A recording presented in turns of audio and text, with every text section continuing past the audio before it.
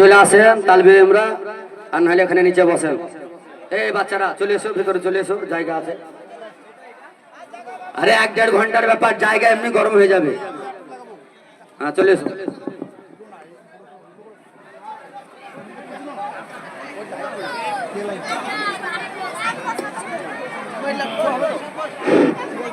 আসসালামু আলাইকুম ওয়া রাহমাতুল্লাহি ওয়া বারাকাতুহু। তুল্লাহি ওয়া বারাকাতুহু।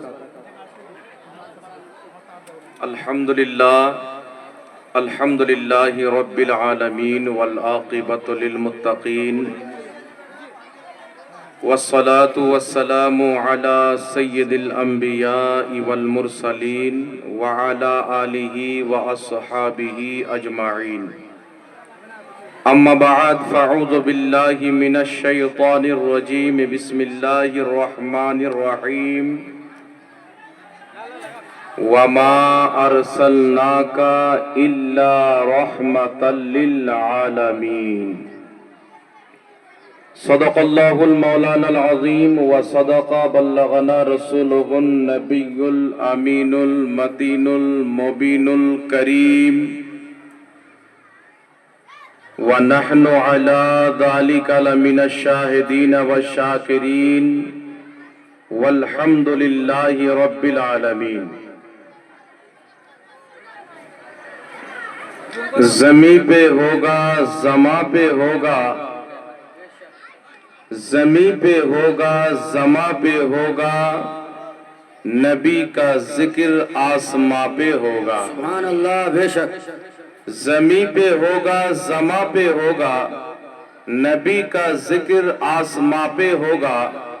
गर हो जाए फना ज़मीन व आसमां, जिक्र नबी रब की ज़बा पर होगा। सुभान अल्लाह, सुभान अल्लाह। बेशक निसारे तेरी चहल पहल पर हजारों ईदे रबीउल अव्वल।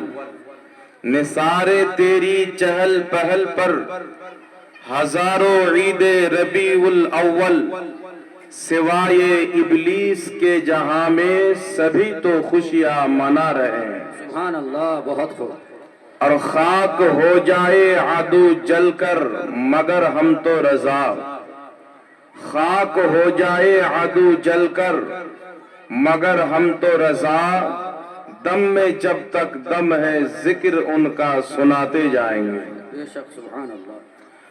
আলহামদুলিল্লাহ, সমস্ত তারিফ ও প্রশংসা গুণগান মহান রব্বুল আলামিন ওয়াহদাহু লা শরীকের জন্য, যে আল্লাহ ব্যতীত কেউ ইবাদতের যোগ্য নয়, যে আল্লাহ ব্যতীত কেউ সাজদা পাওয়ার যোগ্য নয়, যে মহান রব্বুল আলামিনের জাত ও সিফাতে কোন রকমের কোন শরীক বা অংশীদার নাই, সেই মহান রব্বুল আলামিন ওয়াহদাহু লা শরীক, খালিকে কায়নাত, মালিকে কায়নাত, কুল জাহানের স্রষ্টা, যিনি জমিন আসমান পাহাড় পর্বত কুল পৃথিবীকে সৃষ্টি করেছেন এবং তার সৃষ্টির মধ্যে আমাদেরকে সর্বশ্রেষ্ঠ অর্থাৎ আশরাফুল মাখলুকাত বানিয়েছেন।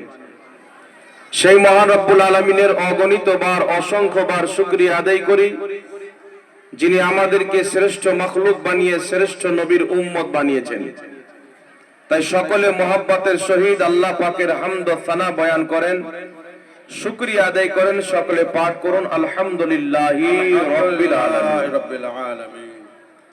আল্লাহ তাবারাক ওয়া তাআলার হামদ ও সানার পর রাসূল আকরাম নূরে মুজাসসাম সরওয়ারে দু আলম রাহমাতুল লিল আলামিন শফিউল মুজনবিন আনিসুল গারিবিন রাহাতে আশিকিন, মক্কার সরদার, মদিনার তাজদার, মা আমিনার লাল, আব্দুল্লাহর নয়নতারা, শাফাতের কান্ডারি, রহমতের ভান্ডারি, কাল কিয়ামতের কঠিন দিনে সুন্নি সাইউল আকীদা মুসলিমদের শাফাআতকারী, তাহা ওয়া ইয়াসিন, সিরাজাম মুনির, বশীর ও নজির, আহমদে মুজতবা, জনাবে হযরতে মুহাম্মদুর রাসূলুল্লাহ সাল্লাল্লাহু তাআলা আলাইহি ওয়া আলিহি ওয়াসাল্লামের প্রতি অগণিতবার অসংখ্যবার দুরূদ ও সালাম বর্ষিত হোক, গর্বিত হোক। সকল পড়ুন আল্লাহুম্মা আমিন। উপস্থিত সম্মানিত উলামায়ে কেরাম ওয়া তালাবায়ে ইসলাম, হাজরিনে মজলিস, ইসলাম দরদি ভাই ও বাবুজিরা, পর্দার আড়ালের মা ও বোনেরা, সকলকে আমার আন্তরিক সালাম ও শুভেচ্ছা জানিয়ে আজকের এই মহান অনুষ্ঠান জশ্নে ঈদে মিলাদুন নবীর পবিত্র মঞ্চে আল্লাহ তাবারাক ওয়া তাআলার নিকটে দোয়া করি যেন আল্লাহ পাক আমাদের সকলের উপস্থিতিকে আজকের এই পবিত্র মাহফিলে নিজের নবীর ওসিলায় কবুল ও মঞ্জুর করেন। সকলে পড়ুন আল্লাহুম্মা আমিন। বিরাদর ইসলাম, আজকের এই পবিত্র মাহফিল ঈদে মিলাদুন নবীকে কেন্দ্র করে আজকের আলোচনা হবে নবী দিবস পালন করা যাবে কি যাবে না, এর ফয়সালা শত শত বছর পূর্বে হয়ে গেছে। মুহাদ্দিসিনে কিরাম, ফুকাহায়ে ইসলাম, আহলুল ইলমগণ ফয়সালা করে দিয়ে তাদের কিতাবের মধ্যে ফতোয়া লিখে দিয়েছেন। তো বর্তমান জামানাতে যদি কেউ মুহাদ্দিসদের ফয়সালাকে না মানে, ফুকাহায়ে কেরামের ইমামগণের ফয়সালাকে না মানে, হাদিস বিশারদগণদের ফয়সালাকে ফতোয়াকে না মানে, তাহলে ওই মৌলবীকে মুসলমানদের জন্য মানা হারাম। কারণ যেই ব্যক্তি মুহাদ্দিসকে মানে না, মুহাদ্দিসের ফতোয়া মানে না, তার জবান দিয়ে হাদিস শোনা মুসলমানদের জন্য বৈধ নয়। তো আজকে আমি সর্বপ্রথম আপনাদেরকে বলতে চাই যে এই পবিত্র মহিনা 12ই রবিউল আউয়াল, এই রবিউল আউয়ালের 12 তারিখে আমার আপনার নবী সাল্লাল্লাহু আলাইহি ওয়াসাল্লাম জন্মগ্রহণ করেছেন। কিতাবের মধ্যে 9 রবিউল আউয়াল বলা হয়েছে, 12ই রবিউল আউয়াল বলা হয়েছে, আরো অন্য তারিখের কথাও কিতাবের মধ্যে লিপিবদ্ধ রয়েছে। তবে মুহাদ্দিসিনে কিরাম ফয়সালা দিয়েছেন 9 তারিখ, আরো অন্য তারিখ 12 তারিখ নবীর জন্মের দিন কিতাবে উল্লেখ রয়েছেন। তবে সবচাইতে সহিহ হাদিস এবং সহিহ মত হলো নবী মুস্তাফার জন্মের তারিখ 12ই রবিউল আউয়াল। এই বিষয়ে ইমাম ইবনে কাসির রাহিমাহুল্লাহ নিজের কিতাব তাফসিরে নিজের কিতাব আল বিদায়া ওয়ান নিহায়ার মধ্যে সহিহ সনদে হাদিস নিয়েছেন আব্দুল্লাহ ইবনে আব্বাস এবং হযরতে জাবির রাদিয়াল্লাহু তাআলা আনহুম আজমাইন। তিনারা বর্ণনা করেন যে রাসূল কায়নাত সাল্লাল্লাহু আলাইহি ওয়াসাল্লাম রবিউল আউয়াল মাসের 12 তারিখ সোমবারের দিনে জন্মগ্রহণ করেছেন। জোরে বল সুবহানাল্লাহ। তো নবী 12 তারিখে জন্মগ্রহণ করেছেন, হাদিসটি সহিহ। 9 তারিখ আর অন্য তারিখের কথা এসেছেন, এই হাদিসগুলোর মধ্যে দুর্বলতা রয়েছে। তার কারণে সহিহ হাদিসকে গ্রহণ করতে হবে। তাছাড়া ইমাম ইবনে আসাকির সহ একাধিক মুআররিখিন নিজের কিতাবের মধ্যে লিপিবদ্ধ করেছেন যে সহিহ মত হলো নবী মুস্তাফার জন্মের তারিখ রবিউল আউয়াল মাসের 12 তারিখ। জোরে বল সুবহানাল্লাহ।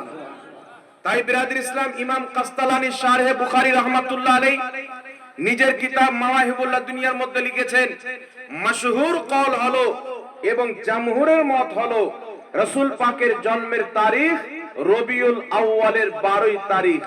এখানে উলামায়ে কেরাম বসে আছেন, সমস্ত উলামায়ে কেরাম জানেন যে ফতোয়া এবং আমল জামহুরের ফতোয়াতে হয়, আর জামহুর মুহাদ্দিসিনে কিরামের ফতোয়া হলো নবীর জন্মের তারিখ 12ই রবিউল আউয়াল। জোরে বল সুবহানাল্লাহ। আজকে কিছু ট্যাংরার মাঠ বেরিয়েছে হোয়াটসঅ্যাপ গুগলে, তারা বেরিয়ে বলেন নবী 9 তারিখে জন্মগ্রহণ করেছেন না 12 তারিখে, এটাই তো নির্ধারিত নাই, তাহলে কোন দিনে জন্মদিন পালন করব? আমি তাদেরকে চ্যালেঞ্জ করতে চাই, নবী মুস্তাফার জন্মের তারিখ 12ই রবিউল আউয়াল দেওবন্দীদের অসংখ্য কিতাব থেকে প্রমাণ দিতে পারবো। নবী মুস্তাফার জন্মের তারিখ 12ই রবিউল আউয়াল নামদারি ওয়াহাবি আহলে হাদিসদের কিতাব থেকে দলিল দিতে পারবো। পূর্বের লামাযহাবি, পূর্বের ওয়াহাবি সবাই বিশ্বাস করেছে, নিজের কিতাবের মধ্যে লিখেছে যে নবী মুস্তাফার জন্মের তারিখ রবিউল আউয়াল মাসের 12 তারিখ। জোরে বলতে হবে সুবহানাল্লাহ।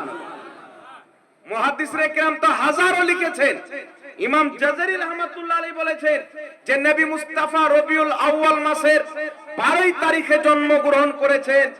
এটা হচ্ছে ইজমা দ্বারা প্রমাণিত, এর উপরে ইজমা হয়েছে। ইমামগণ মুহাদ্দিসিনে কিরাম ইজমার কথা উল্লেখ করেছেন যে নবীর জন্মের তারিখ 12 রবিউল আউয়াল, এই বিষয়ে ইজমা হয়ে গেছে। জোরে বল সুবহানাল্লাহ। তাহলে সমস্ত মুহাদ্দিস বর্তমানে যে নামধারী আহলে হাদিস ফেসবুক ইউটিউবে এসে মানুষের ঈমান ধ্বংস করতে চায়, মানুষকে পথভ্রষ্ট করতে চায়, যে নবীর জন্মের তারিখ নির্ধারিত নাই, তাদের বাপ দাদা 14 গোষ্ঠী নিজের কিতাবের মধ্যে লিখেছে যে দয়ার নবী মায়ার নবী 12 রবিউল আউয়ালে সোমবারের দিন জন্মগ্রহণ করেছেন। জোরে বল সুবহানাল্লাহ। যদি কোনো মৌলবীর ভিটামিন এত জোরাল থাকে, ইচ্ছা যদি থাকে সাধারণ পাবলিককে গুমরা না করে নবী মুস্তাফার জন্মের তারিখ 12 রবিউল আউয়াল আমরা আহলে সুন্নাত ওয়াল জামাত প্রমাণ করব। সারা পৃথিবীর যত লামাযহাবী আছে যদি মায়ের দুধ পান করে থাকে আমাদের চ্যালেঞ্জকে অ্যাকসেপ্ট করো, 12 রবিউল আউয়াল নবী জন্মগ্রহণ করেছে, এটাই হচ্ছে সহিহ মত, এটাই হচ্ছে বিশুদ্ধ মত। আমরা হাদিসে দেখাবো, মুহাদ্দিসিনের কিতাবে দেখাবো, তারিখের কিতাবে দেখাবো, লামাযহাবীদের কিতাবে দেখাবো, দেওবন্দীদের কিতাবে দেখাবো। আর কোন মায়ের লাভ প্রমাণ করতে পারবে না যে নবীর জন্মের তারিখ 12 রবিউল আউয়াল। এটাকে যদি ভুল প্রমাণ করতে পারে চিরকাল তার গোলামি করতে রাজি আছে মুসলমান।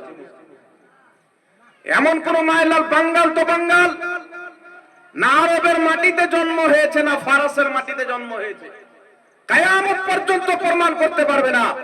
এটা মুসলমানকে গুমরাহ করা হচ্ছে যেন তারা রবিউল আউয়াল মানানো বন্ধ করে দেয়, নবী মুস্তাফার আগমনে খুশি উদযাপিত করা বন্ধ করে দেয়। কিন্তু আল্লাহর কসম খেয়ে বলি, নবী মুস্তাফার জন্মে খুশি উদযাপিত করা মুসলমানদের তরিকা, আর সেই দিনে কান্না করা, লাল মরিচ নিয়ে জ্বলা হচ্ছে ইবলিসের তরিকা। উঠান লামাযহাবীদের গুরু ইবনে তাইমিয়ার ছাত্র ইবনে কাসির নিজের কিতাব আল বিদায়া ওয়ান নিহার মধ্যে লিখতেছেন নবী মুস্তাফা যেই দিন জন্মগ্রহণ করবেন সকল ফেরেশতা খুশি, সকল জিন্নাত খুশি, সমুদ্রের মাছ খুশি, পাথর কাকর খুশি, গাছ গাছালি খুশি, মহিলারা খুশি, সমগ্র জগৎ খুশি ছিল। মাত্র একজন কান্না করতেছিল যার নাম হচ্ছে ইবলিস। সারা পৃথিবী খুশি, একজন কান্না করতেছিল যার নাম হলো ইবলিস। স্বয়ং আল্লাহ খুশি, তো বোঝা গেল 12 রবিউল আউয়ালে খুশি হওয়া খোদার সুন্নাত, ফেরেশতাদের সুন্নাত, আর 12 রবিউল আউয়ালে দুঃখ পাওয়া এটা হচ্ছে ইবলিসের সুন্নাত। তো ইবলিসের আওলাদ এখন আছে না নাই বাবা? আর জোরে বলতে হবে। ইবলিসের সন্তান আছে, কিয়ামত পর্যন্ত থাকবে। কোন জামানায় আবু জেহেলের সূরাতে, কোন জামানায় আবু লাহাবের সূরাতে, কোন জামানায় নামরুদের সূরাতে, কোন জামানায় ফিরআউনের সূরাতে, কোন জামানায় ইয়াজিদের সূরাতে, কোন জামানায় ওয়াহাবের সূরাতে, কোন জামানায় আহলে হাদিস নাম দিয়ে, কোন জামানায় আর কিছু নাম দিয়ে, আরে নাম যা রেখে যাক, ইবলিসের সন্তান কিন্তু আছে, কিয়ামত পর্যন্ত থাকবে, মুসলমানকে জ্বালাবে। তারা না থাকলে অশান্তি ইসলামের মধ্যে কে তৈরি করবে? তাই ব্রাদার ইসলাম একটু লক্ষ্য করে শুনবেন, আমি এখন দলিল দিতে আরম্ভ করিনি।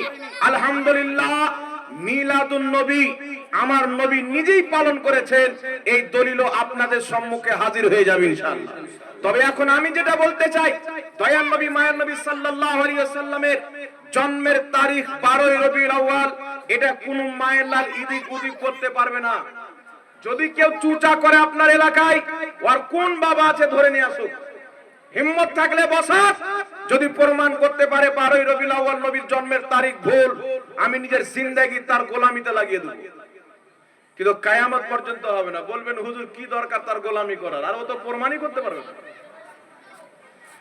তো আমাকে তো লাগাইতে হবে না। তো বিরাদর ইসলাম 12 রবিউল আউয়াল কারা খুশি ছিলেন আগে একটি হাওয়ালা দিয়ে দিই। আহলে হাদিসদের গুরু নওয়াব সিদ্দিক হাসান খাঁ ঘোপালি, যার মাজার বানিয়ে রেখেছে লামাযহাবীরা ঘোপালে, ভারতের মাটিতে। আল্লাহ ওয়ালাদের মাজার বানানো হারাম, আর ওদের বাপের মাজার তৈরি করা জায়েজ। কথা বুঝে এসে গেছি রে বাবা। নবাব সিদ্দিক হাসান কা গোপালী আহলে হাদিসদের সবচাইতে বড় ইমাম, সে লিখতেছে যেই ব্যক্তি নবী মুস্তাফার জন্মের দিনে খুশি হয় না ওই ব্যক্তি মুসলমানই হতে পারে না। তাদের মৌলবীর ফতোয়া অনুযায়ী তারা মুসলমান আছে বাবা, একটু জোরে বলতে হবে। তাদের মৌলবীর ফতোয়া অনুযায়ী তাদের ঈমান কিন্তু নাই। তাই নবী এসেছেন খুশি হতে হবে, মানুষকে ধোঁকা দেওয়া যায়। নবী এসেছেন এই দিনে ইন্তিকাল করেছেন, তো খুশি নিচ্ছ তো দুঃখটা কেন নেও না? বেটা খুশি আমরা সুন্নিরা নিয়ে নিয়েছি, দুঃখটা তোরা নিয়ে নে। বহু বেটি নিয়ে কান্না কর, তো তোমরা না কান্না করছো না খুশি পালন করছো। ইবলিসের মতন পাছায় লাল মরিচ লেগে যায় আর চুলকে বাড়াও। চায়ের দোকানে বাজারের দোকানে মিলাদুন নবী সুন্নি পালন করছে, নবীর জন্মদিন পালন করছে। জন্মদিন পালন করা ইসলামে নাই। যেই ব্যক্তি বলবে জন্মদিন পালন করা ইসলামে নাই, মনে করবেন ওই ইসলামের মধ্যেই নাই মনে হয়। শরীয়ত সম্পর্কে তার কোনো জ্ঞান নাই। ইসলামের জন্মদিন পালন করা হালাল, আবার ইসলামের জন্মদিন পালন করা হারাম। ইসলামের জন্মদিন পালন করা যদি ইসলাম অনুযায়ী হয় হালাল হবে, আর জন্মদিন পালন করা যদি ইসলাম বিরোধী কর্মে হয় তাহলে হারাম হবে। মাসলা বুঝে এসছে বাবা? জন্মদিন পালন করা জায়েজ, আবার জন্মদিন পালন করা না জায়েজ। জন্মদিন যদি ইসলাম অনুযায়ী পালন হয় জায়েজ, আর জন্মদিন যদি ইসলাম বিরোধী কর্ম করে পালন করা হয় তাহলে হারাম। এখন যা কিছু কর্ম 12ই রবিউল আউয়ালে হইতেছে, একটাও কর্ম ইসলাম বিরোধী নয়। মিছিল হোক, খাওয়া দাওয়ার ব্যবস্থা করা হোক, জিক্র আজকারের মাহফিল করা হোক, জালসা করা হোক, স্লোগান দেওয়া হোক, পতাকা উত্তোলন করা হোক, এই প্রত্যেকটা কাজ নবী মুস্তাফা হাদিস দ্বারা প্রমাণিত করে বলছে। এখন আপনাকে বলতে চাই, শুনেন, লক্ষ্য করে ধ্যান দিয়ে শুনবেন বাবা। রাসূল করিম সাল্লাল্লাহু আলাইহি সাল্লামের শরীয়তে জন্মদিন পালন করা কেউ যদি বলে ইসলামের জন্মদিন পালন করা বলতে কোনো জিনিস নাই, ও হচ্ছে জাহিল, ইসলাম সম্পর্কে ওর কোনো জ্ঞান নাই। আর যখন বাংলা কিতাব পড়ে মৌলবি হবে, ল্যাপটপ চালিয়ে মৌলবি হবে, তো যখন বাংলা কিতাব পড়ে ল্যাপটপ চালিয়ে মৌলবি হয়ে যাবে, তখন নিজে গুমরা হবে, মানুষকেও গুমরা করবে। ফতোয়া কি দিবে? একটু লক্ষ্য করে শুনবেন বিরাদর ইসলাম। জন্মদিন পালন করা আমার নবীর সুন্নাত। আমার আপনার নবী সাল্লাল্লাহু আলাইহি ওয়াসাল্লাম নিজেই জন্মদিন পালন করেছেন। হাদিসটা বলে দেবো? কোন দিকে আপনাদের লক্ষ্য আছে? হাদিসটা বলে দেবো? একটু হাত তুলে বলেন তো ইয়া রাসূলুল্লাহ। মাশাআল্লাহ, একটু লক্ষ্য করে শুনেন।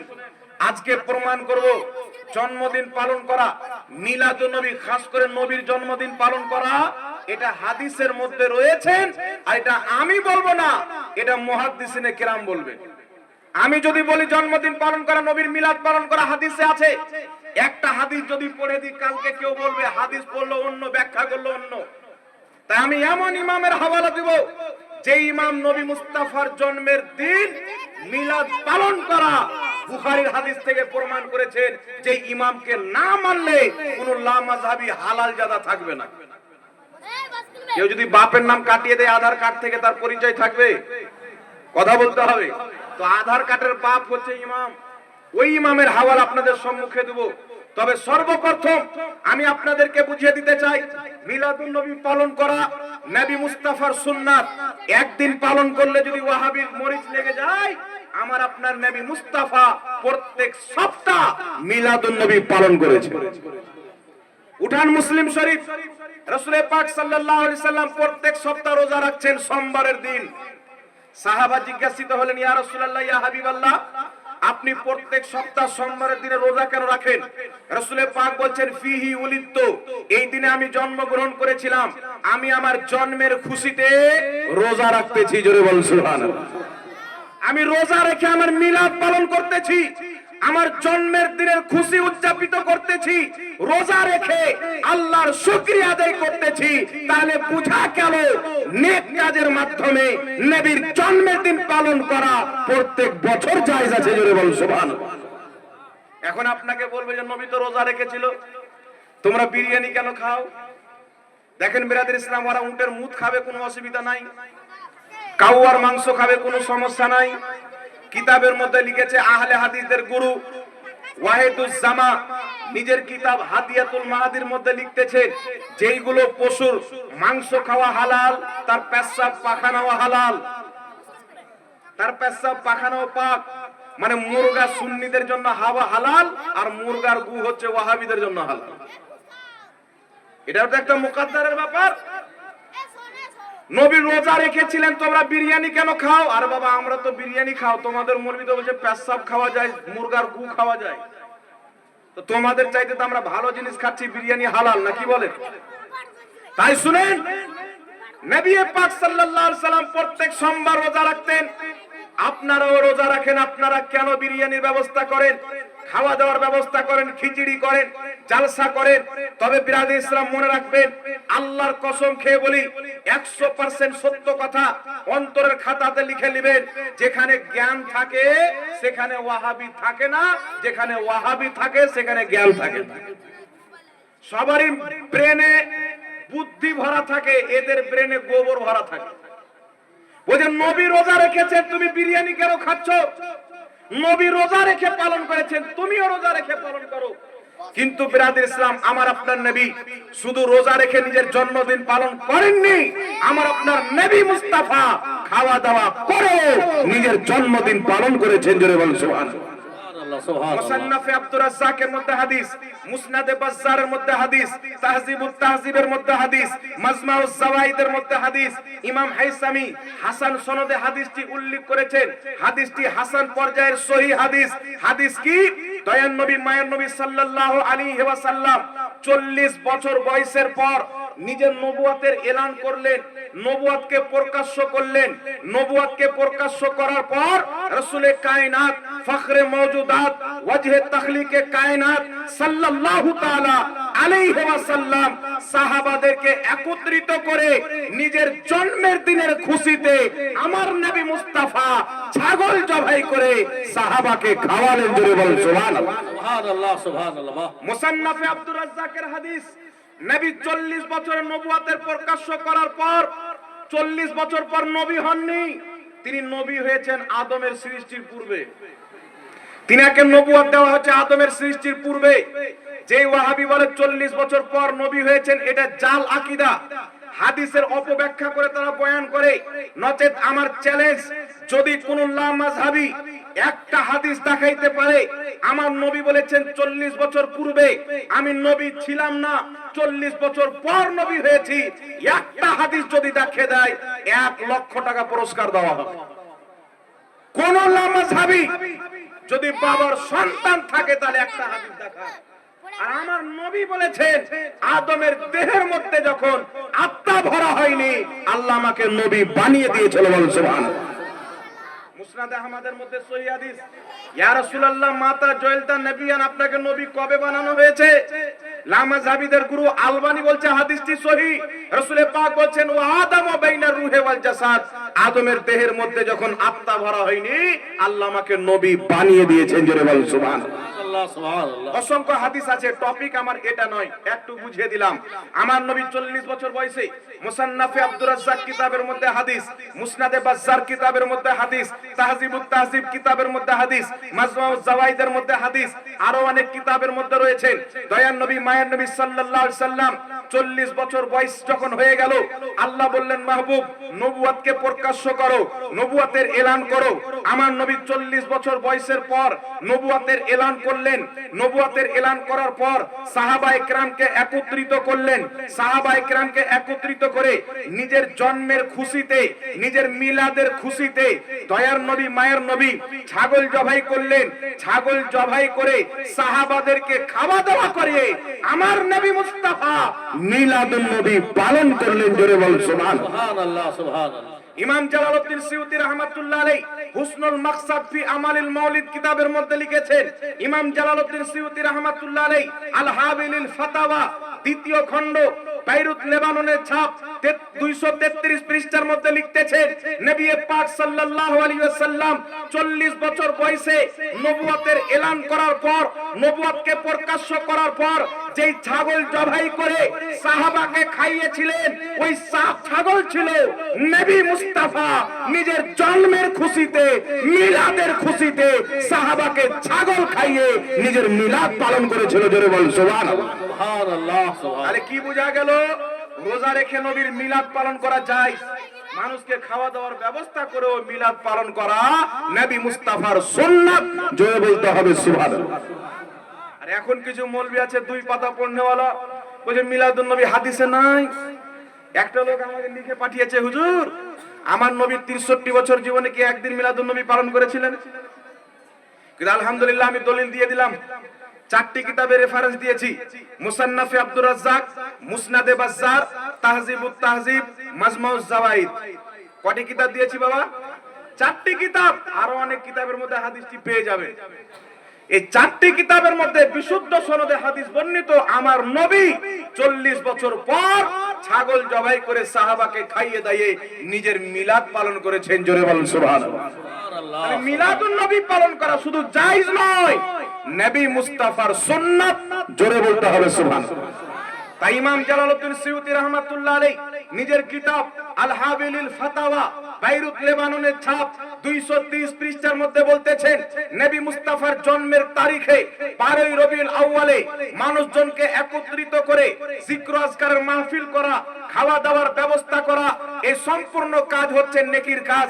যারা এই কাজ করবে আল্লাহ তাদেরকে নেকি দান করবে। মক্কা শরীফের বিশ্ববিখ্যাত ফকিহ ইমাম ইবনে হাজার আসকালানী রাহমাতুল্লাহ আলাইহি 500 বছর পূর্বের মুহাদ্দিস, তিনি নিজের কিতাব ফাতাওয়া হাদিসিয়ার মধ্যে লিখতেছেন, নবী মুস্তাফার মিলাদকে কেন্দ্র করে মানুষকে জমা করা, খাওয়া দাওয়ার ব্যবস্থা করা, দুরূদ ও সালাম পাঠ করা, জিক্র আজকারের মাহফিল করা, কুরআন হাদিসের বয়ান করা, এই সম্পূর্ণ কাজ আমার আল্লাহ সওয়াব দান করবে। জোরে বল সুবহানাল্লাহ। সুবহানাল্লাহ।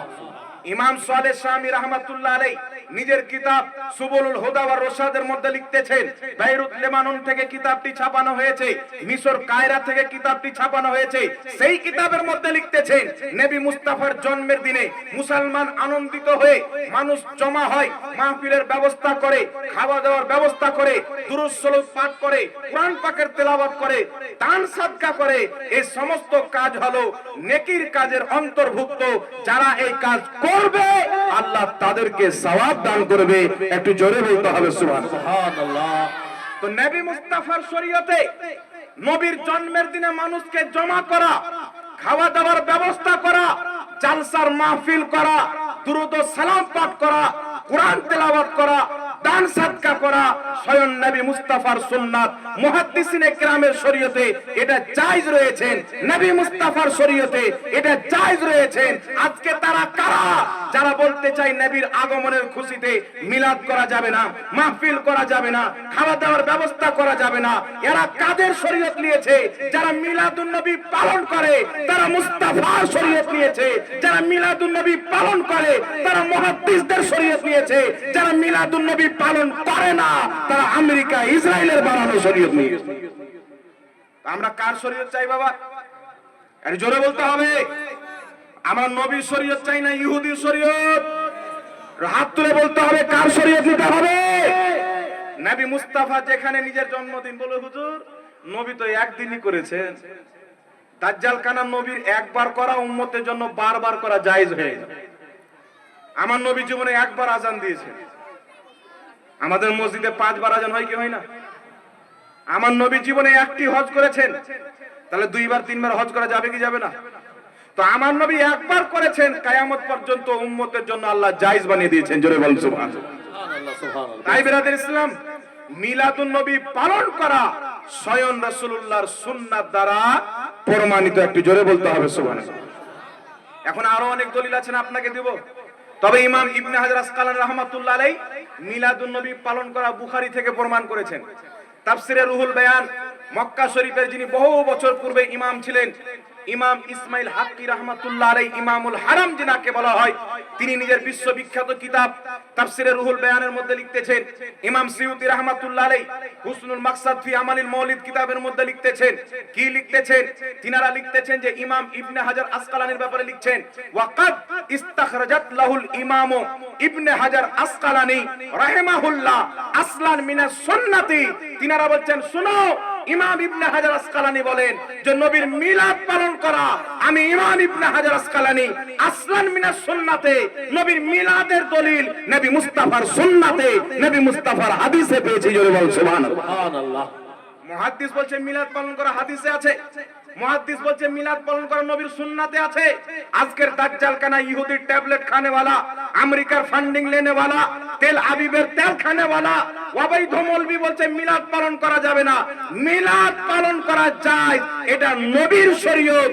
মিলাদ পালন করা না যায়, এটা ইহুদি খ্রিস্টানদের দেওয়া শরীয়ত। এই শরীয়ত থেকে আমাদেরকে বাঁচতে হবে, মুস্তাফার শরীয়তকে ধরতে হবে। ঠিক না বেঠিক? ঠিক। একটু জোরে বলতে হবে। ঠিক।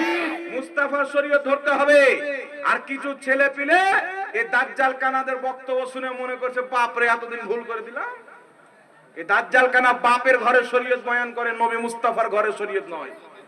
ইমাম জালালউদ্দিন সিয়ুতি রাহমাতুল্লাহ আলাইহি বলছেন আল হাবিলিল ফাতাওয়ার মধ্যে যে আমি মিলাদুন নবীর দলিল স্বয়ং নবী মুস্তাফা থেকে পেয়েছি। আমার নবী নিজেই মিলাদ পালন করেছেন। জোরে বল সুবহানাল্লাহ। সুবহানাল্লাহ। তাই নয়, উঠান কিতাব মাজমাউজ জাওয়াইদের মধ্যে হাদিস হিলিয়াতুল আউলিয়া 950 বছর পূর্বের কিতাব, ইমাম আবু নঈম আসবাহানি সেই কিতাবে হাদিসটি উল্লেখ করেছেন। ক্বালাত আয়েশা সিদ্দিকা রাদিয়াল্লাহু তাআলা আনহা তাযাক্কারা রাসূলুল্লাহি সাল্লাল্লাহু আলাইহি ওয়াসাল্লাম ওয়া আবু বকরিন রাদিয়াল্লাহু তাআলা আনহু মিলাদাহুমা ইনদি। আয়েশা সিদ্দিকা রাদিয়াল্লাহু তাআলা আনহা বলেন, দয়ার নবী মায়ার নবী আমার বাড়িতে উপস্থিত ছিলেন। আমার পিতা আবু বকর সিদ্দিক, সমস্ত সাহাবার ইমাম, সমস্ত সাহাবার সরদার আবু বকর সিদ্দিক উপস্থিত ছিলেন। তারা কি করলেন?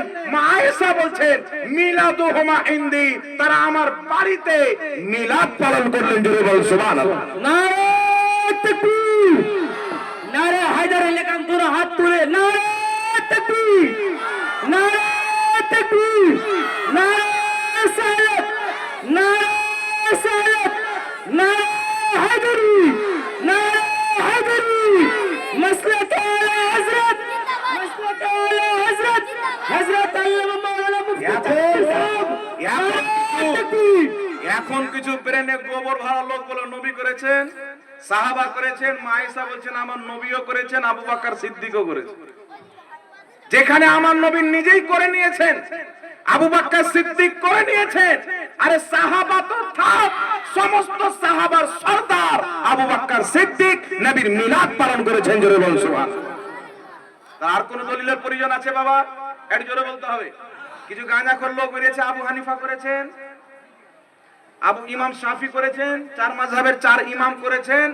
আমি বলতে চাই 4 ইমাম করুক না করুক কোনো যায় না, কোনো আসে না। কথা বুঝে আসছে আসে না বাবা? কারণ 4 ইমাম যে শরীয়তের সমস্ত জিনিস করে নিবে, এটা জাহিলদের নলেজ হতে পারে, কোনো আলিমের নলেজ হতে পারে। কারণ 4 জনের উপরে পুরো শরীয়তটা নির্ভর করে না। এই জন্য 4 জন ইমাম কি করেছেন না করেছেন দেখে লাভ নাই। কেউ যদি বলে আমি একটি কিতাবের মধ্যে সম্পূর্ণ শরীয়ত খুঁজে বের করব, পাবে? একটু ধ্যান দিতে হবে বাবা। কেউ যদি বলে একটি কিতাবের মধ্যে আমি পুরো শরীয়ত বের করব, বের করতে পারবে?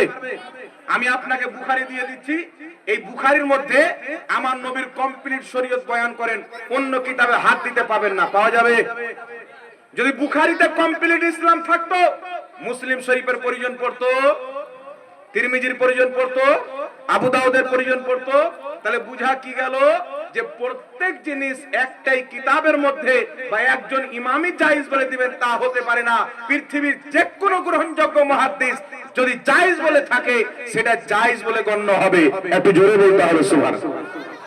এবার চলে আসেন বিরাদর ইসলাম, ইমাম ইবনে হাজার আসকালানী রাহমাতুল্লাহ আলাইহি মিলাদুন নবী বুখারী শরীফের হাদিস থেকে দলিল দিচ্ছেন। আমার দিকে লক্ষ্য করেন, বুখারী শরীফের কোন হাদিস? আমার নবী আপনার নবী হিজরত করে মক্কা থেকে মদিনা গেলেন। কত বছর বয়সে গিয়েছিলেন জানেন? 53 বছর বয়সে আমাদের নবী হিজরত করেছিলেন না? মক্কা থেকে হিজরত করে মদিনা গেলেন। দয়ার নবী মায়ের নবী দেখছেন ইহুদিরা রোজা রাখছে। ইহুদি কত তারিখে? মুহররমুল হারামের 10 তারিখে। নবী আমার জিজ্ঞাসা করছেন, ইহুদি তোমরা রোজা কেন রাখো? ইহুদি বলছেন, ইয়া রাসূলুল্লাহ আমরা এই জন্য রোজা রাখি যে মুহররমুল হারামের 10 তারিখে আল্লাহ তাবারাক ওয়া তাআলা আমাদের পয়গম্বর মুসা আলাইহিস সালামকে নাজাত দান করেছিলেন, তার আনন্দে তার খুশিতে আমরা সেই দিনটাকে রোজা রেখে পালন করছি। জোরে বল সুবহানাল্লাহ। কোন দিনকে? 10ই মুহররম। দয়ার নবী মায়ের নবী সাল্লাল্লাহু আলাইহি সাল্লাম বললেন, সাহাবী, মুসা নবীর দিন যদি ইহুদিরা পালন করে, মুসা নবীকে তো মাননেওয়ালা আমরা বেশি হকদার, মুসা তো আমাদেরও নবী, আজ থেকে আমরাও মুসা নবীর স্মরণে মুসা নবীর দিনকে পালন করার জন্য আমরাও 10 মুহররমে রোজা রাখবো। আর নবী পাক বললেন, আগামী বছর যদি আমি বেঁচে থাকি তাহলে ইহুদি রাখে একটা, আমরা রাখবো দুটা। একটু জোরে হবে না সুবহানাল্লাহ? ইহুদি মুসা নবীর দিনের স্মরণে একটা রোজা রাখে, আমরা দুটা রোজা রাখবো। ইমাম ইবনে হাজার আসকালানী বলছেন, যেই দিন আল্লাহ তাবারাক ওয়া তাআলা ফিরাউনের নির্যাতন থেকে মুসাকে এবং তার মান্যওয়ালাকে নাজাত দিয়েছেন, সেই দিনটা ইহুদিরা রোজা রেখে পালন করছিল। আমার নবী নিষেধ করলেন না, আমার নবী নিজে পালন করতে লাগলেন। কিয়ামত পর্যন্ত মুসলমানের জন্য বৈধ করে দিলেন মুসার দিন পালন করা। তো যেই দিন মুস্তাফা দুনিয়াতে জন্মগ্রহণ করেছিলেন, আল্লাহ এই কায়নাতকে আযাদি দান করেছেন। জোরে বল সুবহানাল্লাহ, সুবহানাল্লাহ। মহিলাদেরকে জীবিত পুতা হতো, তারা আজাদি পেয়েছে মুস্তাফার আগমনে। পিতামাতাকে বাজারে ফেলে দেওয়া হতো, বৃদ্ধ পিতামাতা সম্মান পেয়েছে মুস্তাফার কারণে। বড় ভাইকে লাথি মারা হতো, সম্মান পেয়েছে মুস্তাফার কারণে। বেপরদা মহিলা ঘুরে বেড়াতো, ইজ্জত পেয়েছে মুস্তাফার কারণে। বেটা বাপের সম্মান করত না, বাপ বেটার সম্মান করত না। এই সম্মান দেখিয়েছেন, এই সম্মান দিয়েছেন, মুহাম্মদ রাসূলুল্লাহর মিলাদ দান করেছেন। এক আল্লাহর ঠিকানা মুস্তাফার মিলাদ দিয়েছেন। কোরআন ও হাদিস মুস্তাফার মিলাদের মাধ্যমে পেয়েছি। কুল কায়নাতকে যা পাওয়া গেছে মুস্তাফা জানের রহমতের ওসিলাতে পাওয়া গেছে। জোরে বল সুবহানাল্লাহ। তাহলে সেই নবী যেই দিন এসেছেন, ওই দিন পালন করা মুসলমানদের জন্য অবশ্যই জায়েজ। এই ফতোয়া আমার বাবার নয়, ইমাম ইবনে হাজার আসকালানী লা মাযহাবী ভূতবান্দি নাকড়ি চাকড়ি যা হোক না কেন সবাই তিনাকে মুহাদ্দিস বলে মানে। বল সুবহানাল্লাহ। কথা বুঝে এসছি গেছিনি বাবা? সকলের গ্রহণযোগ্য মুহাদ্দিস বলছে আমি মিলাদুন নবীর দলিল হাদিস শরীফের মধ্যে পেয়েছি। আর আজকের গাঁজাখোর মৌলবি বলছে হাদিসে নাই। তো এই দাজ্জাল কানাল মানতে হবে না মুহাদ্দিসের মানতে হবে বাবা? এর জোরে বলতে হবে। 2 লক্ষ হাদিসের হাফিজ, একটা নয় দুইটা নয়। আলহামদুলিল্লাহ, আল্লাহর অশেষ মেহেরবানি, আল্লাহর দয়াতে, আল্লাহর মেহেরবানিতে একজন ইমাম নয়, আমার জানা মতে 420 জন ইমাম মিলাদুন নবীর পক্ষে কিতাব লিখে মিলাদুন নবী পালন করা জায়েজ এই পৃথিবীকে কিতাব লিখে দিয়েছেন। জোরে বলতে হবে সুবহানাল্লাহ। আজ থেকে প্রায় কমবেশ 950 বছর পূর্বে ইমাম ইবনুল জাওজি রাহমাতুল্লাহ আলাইহি একটি কিতাব লিখেছেন। কিতাবের নাম হলো আল বায়ানুল মিলাদিন নববী। সেই কিতাবের মধ্যে লিখেছেন মিলাদুন নবী পালন করা জায়েজ। 900 বছর পূর্বে ইমাম দাহিয়া রাহমাতুল্লাহ আলাইহি একটি কিতাব লিখেছেন। সেই কিতাবের মধ্যে লিখেছেন মিলাদুন নবী পালন করা জায়েজ। জগৎ বিখ্যাত ফকিহ ইমাম ইবনে হাজার মক্কি রাহমাতুল্লাহ আলাইহি নিজের কিতাব ফাতাওয়া হাদিসিয়ার মধ্যে লিখেছেন মিলাদুন নবী পালন করা জায়েজ। জগৎ বিখ্যাত ইমাম জালালউদ্দিন সিউতি নিজের কিতাব আল হাবিলিল ফাতাওয়া দ্বিতীয় খণ্ড 230 পৃষ্ঠার মধ্যে লিখেছেন মিলাদুন নবী পালন করা জায়েজ। ইমাম সিউতি রাহমাতুল্লাহ আলাইহি হুসনুল মাকসাদ ফি আমালিল মাউলিদ কিতাবের মধ্যে লিখেছেন মিলাদুন নবী পালন করা জায়েজ। বিশ্ববিখ্যাত ইমাম শারহে বুখারী ইমাম কাসতালানী রাহমাতুল্লাহ আলাইহি মাওয়াহিবুল লাদুনিয়ার মধ্যে লিখেছেন মিলাদুন নবী পালন করা জায়েজ। বিশ্ববিখ্যাত ইমামুল হারমাইন শরীফাইন ইমাম মুল্লা আলী কারি রাহমাতুল্লাহ আলাইহি মাওয়ারিদুর রাবি ফি মাউলিদিন নবী কিতাবের মধ্যে লিখেছেন মিলাদুন নবী পালন করা জায়েজ।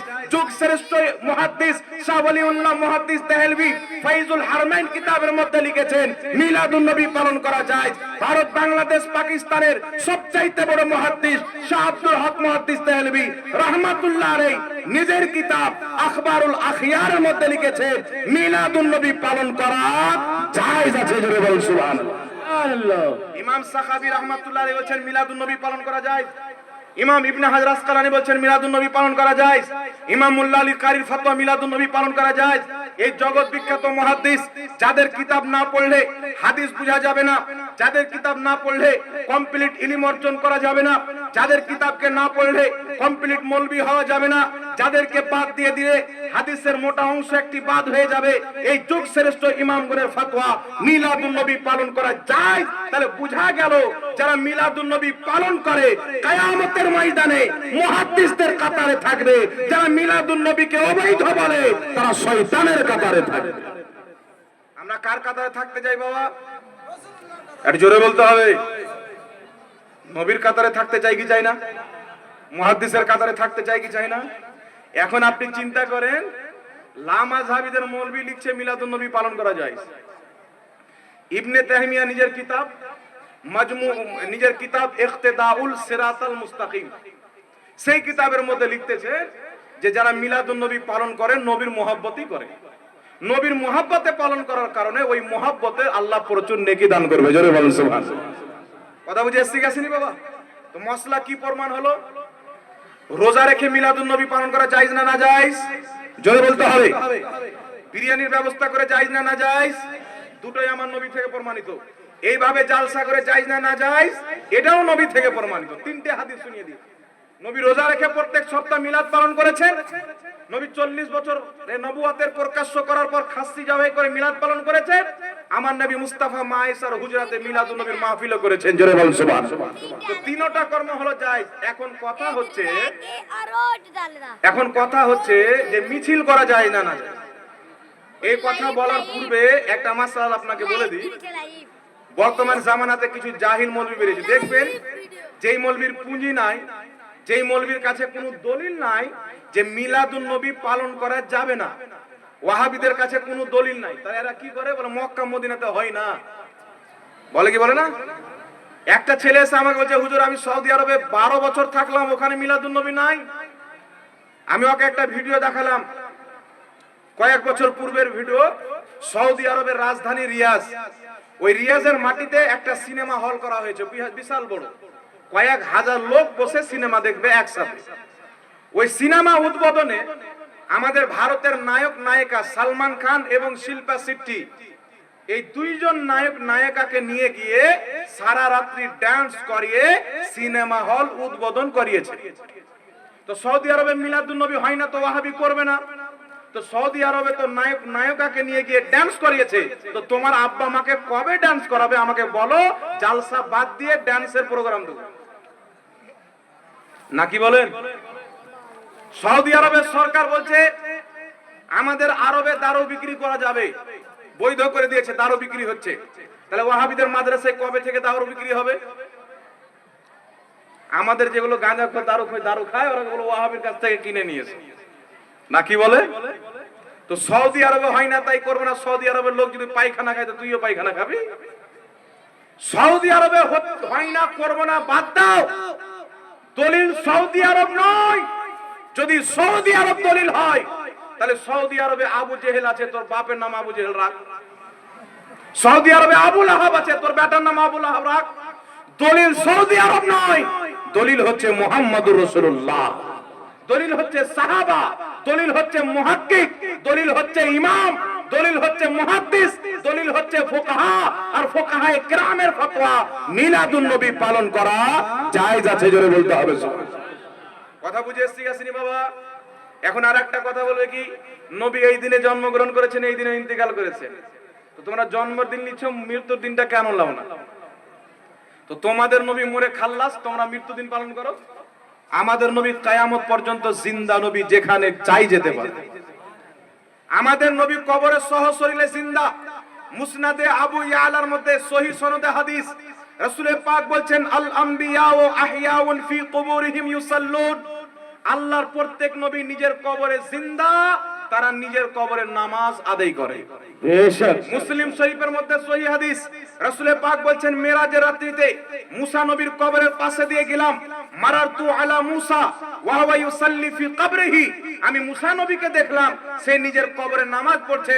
আরেকটি উপরের হাদিস, মুসা নবী নিজের কবরে দাঁড়িয়ে নামাজ পড়ছে। জোরে বল সুবহানাল্লাহ। সুবহানাল্লাহ। আমার নবী হচ্ছেন বুখারী মুসলিম ইসকাতের মধ্যে হাদিস, রাসূল পাক বলছেন আমি যখন মেরাজের রাত্রিতে প্রথম আকাশে দেখলাম আদম নবীকে দেখলাম, চতুর্থ আকাশে গেলাম ইউসুফ নবীকে দেখলাম, 6 নম্বর আকাশে গেলাম মুসা নবীকে দেখলাম, 7 নম্বর আকাশে গেলাম ইব্রাহিম নবীকে দেখলাম। তাহলে বোঝা গেল নবীগণ মরে শেষ হয়ে যায়নি, তারা নিজের কবরে সহশরীরে জিন্দা, তারা নামাজ পড়ে, যেখানে ইচ্ছা আল্লাহর দেওয়া শক্তিতে যেতে পারে। বলুন সুবহানাল্লাহ। সুবহানাল্লাহ।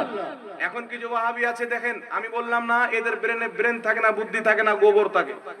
একটা দলিল দিচ্ছি আর আপনি স্পষ্ট হয়ে যাবে যে অরিজিনালি গোবর ভরা থাকে। দলিলটা দিয়ে দেবো বাবা, বলে দেবো, হাত তুলে বলেন বলে দেবো। একটু লক্ষ্য করে শুনেন, ইমাম সিউতি রাহমাতুল্লাহ আলাইহি একজন বুজরুগের ঘটনা লিখেছেন। একজন বিশাল বড় ইমামের, তিনি জিয়ারত করতে গিয়েছেন, জিয়ারত করতে গিয়ে নবী মুস্তাফাকে সালাম দিয়েছেন, তো আমার নবী কবর থেকে নিজের হাত বের করেছেন। কি বের করেছেন? কবর থেকে আমার নবী হাত বের করেছেন। বাংলাদেশের ওয়াহাবি মৌলবীকে প্রশ্ন করা হচ্ছে এটা কি সত্যি? বাংলাদেশের ওয়াহাবি বলছে মরা মানুষ কি করে হাত বের করতে পারে? মানে ও মনে করছে আমার বাপ যেমন মরে জাহান্নামে চলে গেছেন তো নবীও মরে গেছে। নাউজুবিল্লাহ বলবেন না? এদের ব্রেন দেখেন, মুসা নবী নিজের কবর থেকে 7 আকাশে চলে গেছেন, এই হাদিস অস্বীকার করে না। নবী নামাজ নিয়ে এসেছেন, হুজুর আল্লাহ কি দিল? বলছে 50 ওয়াক্তের নামাজ। মুসা নবী বলছেন জান একটু কম করিয়েলেন। নবী গেলেন, 45 ওয়াক্তের করা হলো, 5 ওয়াক্তের কম করা হলো। আবার মুসা নবীর সঙ্গে সাক্ষাৎ, হুজুর কি হলো? বলছে 5 ওয়াক্তের কম করে। হুজুর আবার যান। এই করে করে মুসা নবী আমার নবীকে 9 বার পাঠালেন। 45 ওয়াক্তের কম করে 5 ওয়াক্তের নামাজ নিয়ে আসলেন। মুসা নবী ইন্তিকাল করেছেন কি করেননি? জোরে বলেন। যাক, এটা একটা হলো। দ্বিতীয় কথা শুনে, মসজিদে আকসাতে মেরাজের রাত্রিতে প্রত্যেক নবী আমার নবীর পিছনে নামাজ পড়েছে কি পড়েনি? আর একটু জোরে বলেন।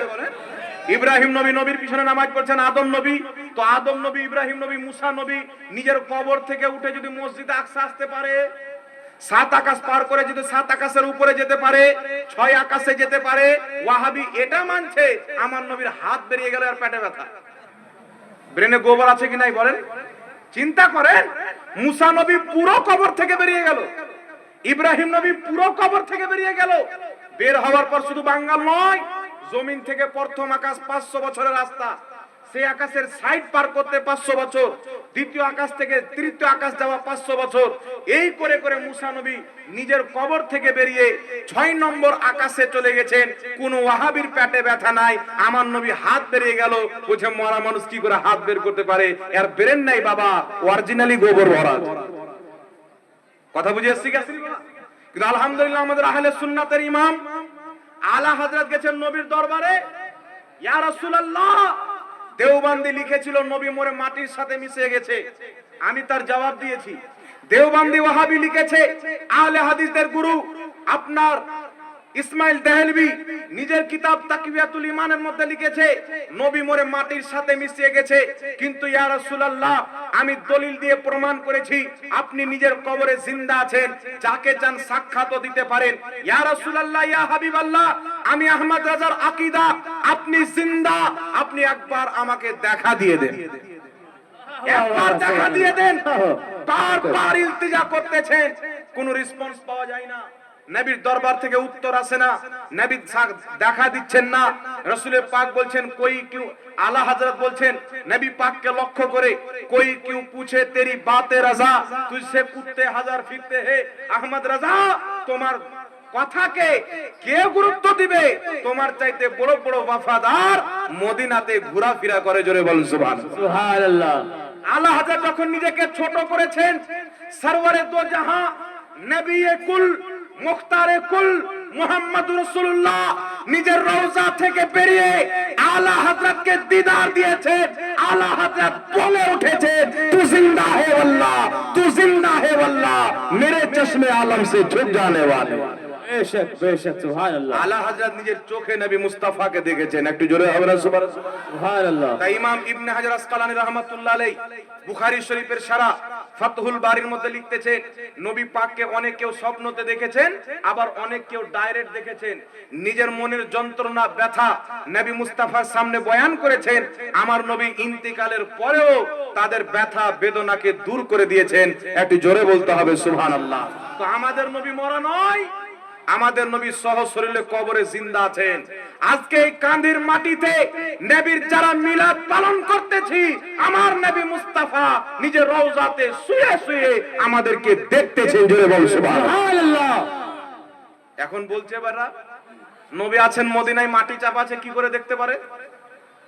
নবী আছেন মদিনায়, মাটি চাপা দেওয়া আছে, কি করে দেখতে পারে? একটা লোককে যদি কানির একটা ঘরে বন্ধ করে দেওয়া হয়, ও দেখতে পাবে আমাদেরকে? কথা বলতে হবে বাবা। তাহলে নবী কি করে দেখতে পারে? তো ওয়াহাবির ব্রেনে গোবর ভরা আছে, আমি বলিনি? মানে এ মনে করছে আমরা দেখতে পাই না, তো নবী কি করে দেখতে পাবে? কিন্তু এ বেটা জানে না যে ওর চোখ গোবর দেখতে পায় না, নবীর চোখ আল্লাহকে দেখেছে। তাহলে নিজের মতন করে নবীকে দেখলে হবে বাবা? আর জোরে বলতে হবে। আমি দুটি হাদিস শুনিয়ে দিচ্ছি আপনাদেরকে। প্রথম বুখারী শরীফ, নবী মুআজ্জম সাল্লাল্লাহু আলাইহি সাল্লাম উহুদের শহীদগণের মাজার জিয়ারত করতে গেলেন। জিয়ারত করার পর রাসূল আযম সাল্লাল্লাহু আলাইহি ওয়াসাল্লাম মিম্বারে দাঁড়ালেন, বক্তব্য দিতে আরম্ভ করলেন।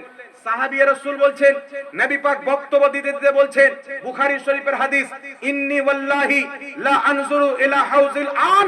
নবী মুস্তাফা বলছেন, নিশ্চয় আল্লাহর কসম, আমি নবী মুস্তাফা এই জমিনে দাঁড়িয়ে সাত আকাশের উপরে জান্নাত, জান্নাতের হাউজে কাউসার আমি মুস্তাফা জমিনে দাঁড়িয়ে দেখতে পাচ্ছি, জোরে বল সুবহানাল্লাহ।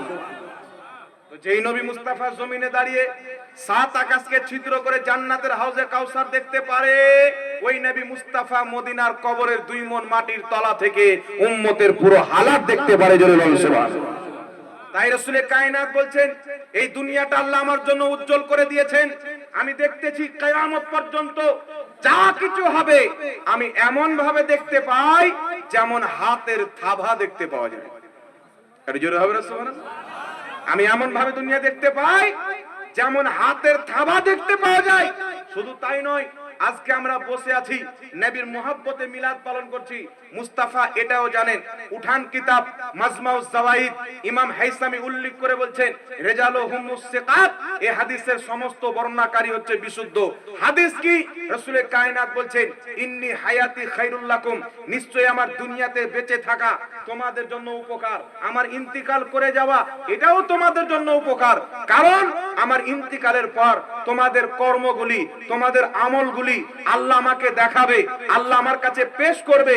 তোমাদের ভালো কর্ম যদি দেখি, আমি নবী আল্লাহর শুকরিয়া আদায় করব, আল্লাহ তুমি আমার উম্মতকে ভালো আমল করার তৌফিক দান করেছো। যদি তোমাদের খারাপ কর্ম দেখি, যদি তোমাদের গুনাহ দেখি, আমি নবী মুস্তাফা কান্না করে আল্লাহর কাছে ক্ষমা চেয়ে নেব, জোরে বল সুবহানাল্লাহ। আজ নবী মুস্তাফা নিজের রওজাতে শুয়ে কিয়ামত পর্যন্ত কোন উম্মত মুস্তাফার মিলাদ পালন করলো, কোন উম্মত মুস্তাফার সম্মানে দাঁড়িয়ে সালাম পাঠ করলো, আল্লাহর কসম খেয়ে বলি নবী মুস্তাফা নিজের রওজা থেকে দেখতে পাই, জোরে বল সুবহানাল্লাহ। এখন ওয়াহাবি বলবে, হুজুর মিশকাত শরীফের হাদিস যে আল্লাহ ফেরেশতা নিয়োগ করে রেখেছেন, দুনিয়ার যে কোন কোণা থেকে মানুষ আমাকে সালাম দেয়, ফেরেশতা আমার নিকটে হাজির করে দেয়। তাহলে নবী যদি দেখতে পাবে, নবী যদি শুনতে পাবে, তাহলে ফেরেশতার পেশ করা দরকার কি? কথা বুঝে আসছে গেছে না বাবা? ওয়াহাবি বলছে, রাসূলে পাকের হাদিস, আল্লাহ ফেরেশতা নিয়োগ করে রেখেছেন, যারা আমার প্রতি দুরূদ পড়ে দুনিয়ার যে কোনো কোণা থেকে পড়ুক, ফেরেশতা আমার নিকটে হাজির করে দেয়, আমি তার দুরূদের উত্তর দিই। তো নবী যদি ডাইরেক্ট শুনতে পায়, নবী যদি ডাইরেক্ট দেখতে পায়, তাহলে ফেরেশতার পৌঁছানোর দরকার কি? মানে ওয়াহাবি বলতে যাচ্ছে ফেরেশতা যখন পৌঁছাচ্ছে, আর মানে নবী দেখতেও পায় না, নবী শুনতেও পায় না। ইমাম সিউতি রাহমাতুল্লাহ আলাইহি খাসাইসুল কুবরার মধ্যে হাদিস লিখেছেন, হযরতে আব্বাস বলছেন, ইয়া রাসূলুল্লাহ, ছোট্ট শিশুকালের ঘটনাগুলি কি আপনার মনে আছে? আমার নবী বলছেন, চাচা আব্বাস, ছোট্ট কালের ঘটনা বলছো? আমি যখন আমার মায়ের পেটে ছিলাম, আমি যখন আমার মায়ের শিকামে ছিলাম, পেটের মধ্যে ছিলাম, গর্ভে ছিলাম, আমার উম্মতের নেকি এবং গুনাহ লেখা হচ্ছিল লৌহে মাহফুজে। আমি নবী মুস্তাফা মায়ের পেটের ভিতর থেকে লৌহে মাহফুজের চলা কলমের শব্দ নিজের কানে শুনতে পেতাম। জোরে বল সুবহানাল্লাহ। রাসূল পাক বলছেন, সাহাবী যখন আসমান আল্লাহর তাসবিহ পাঠ করে আর হাড়হুড় করে আওয়াজ করে, আমি নবী মুস্তাফা তার তাসবিহ পাঠ করার আওয়াজ নিজের কানে শুনতে পাই। আর জোরে হবে না সুবহানাল্লাহ? তো ওয়াহাবীর যুক্তি যদি শুনতে পাই, তাহলে ফেরেশতা কেন নিয়ে যায় ধুয়ে? এর মানে নবী শুনতে পায় না, দেখতে পায় না। আচ্ছা বলেন তো বাবা, আল্লাহ পাক বলছেন আমি দুইজন ফেরেশতা নিয়োগ করে রেখেছি, কিরামান কাতিবিন, একজন তোমাদের ভালো আমল লিখবে, একজন খারাপ আমল লিখবে। তো এখন যদি কোনো ওয়াহাবী বলে আল্লাহ যদি ডাইরেক্ট শুনতে পেত, ডাইরেক্ট জানতো, ডাইরেক্ট দেখতে পেত, তাহলে কিরামান কাতিবিনের প্রয়োজনটা কি ছিল? আচ্ছা, মানুষ কে জান্নাতে যাবে, কে জাহান্নামে যাবে আল্লাহ জানে কি জানে না? কথা বলেন না গো। আল্লাহ জানে কি জানে না? তাহলে কেউ যদি বলে যদি আল্লাহ জানতো, তাহলে কবরে 3টা প্রশ্ন করার প্রয়োজন কি ছিল? তাহলে ও দাজ্জাল কানা হবে কি হবে না? তো ফেরেশতা নিয়োগ করে দেওয়ার মানে আল্লাহ জানে না, এটা মূর্খর আকীদা হতে পারে, মুসলমানের আকীদা হতে পারে। ফেরেশতা, দুই ফেরেশতাকে আল্লাহ রেখে দিয়েছেন সাক্ষী হিসাবে। তো কে দুরূদ পড়লো ফেরেশতা ধুয়ে নিয়ে যায় সাক্ষী হিসাবে। নচেত ফেরেশতার পৌঁছানোর পূর্বে দয়ার নবী, মায়ার নবী, উম্মতের যখন ঠোঁট খুলে দুরূদ বের হয়, আমার নবী সঙ্গে সঙ্গে মদিনা থেকে শুনতে পাই। জোরে বল সুবহানাল্লাহ। আর একটু জোরে হবে না সুবহানাল্লাহ? শুনতেও পাই কোন স্থান থেকে, কোন দেশ থেকে, কোন জেলা থেকে, কোন জায়গা থেকে দুরূদ পড়লো আমার নবী মুস্তাফা আল্লাহর দেওয়া শক্তিতে, এটাও জানতে পারে। একটু জোরে বলতে হবে সুবহানাল্লাহ। তাই ব্রাদার ইসলাম, নবী পাক সাল্লাল্লাহু আলাইহি সাল্লামের মানহানি করার জন্য, তিনার ইজ্জতকে ঘটার জন্য ওয়াহাবী ময়দানে লেগেছে। নাম কি দেখেন? আহলে হাদিস। একজন চোরকে জিজ্ঞাসা করছে, ভাই তোর নাম কি? বলছে নমাজি। কথা হচ্ছে, মানে মানুষ নাম শুনে মনে করে যে পাক্কা নমাজি, কিন্তু বেটা করে চুরি।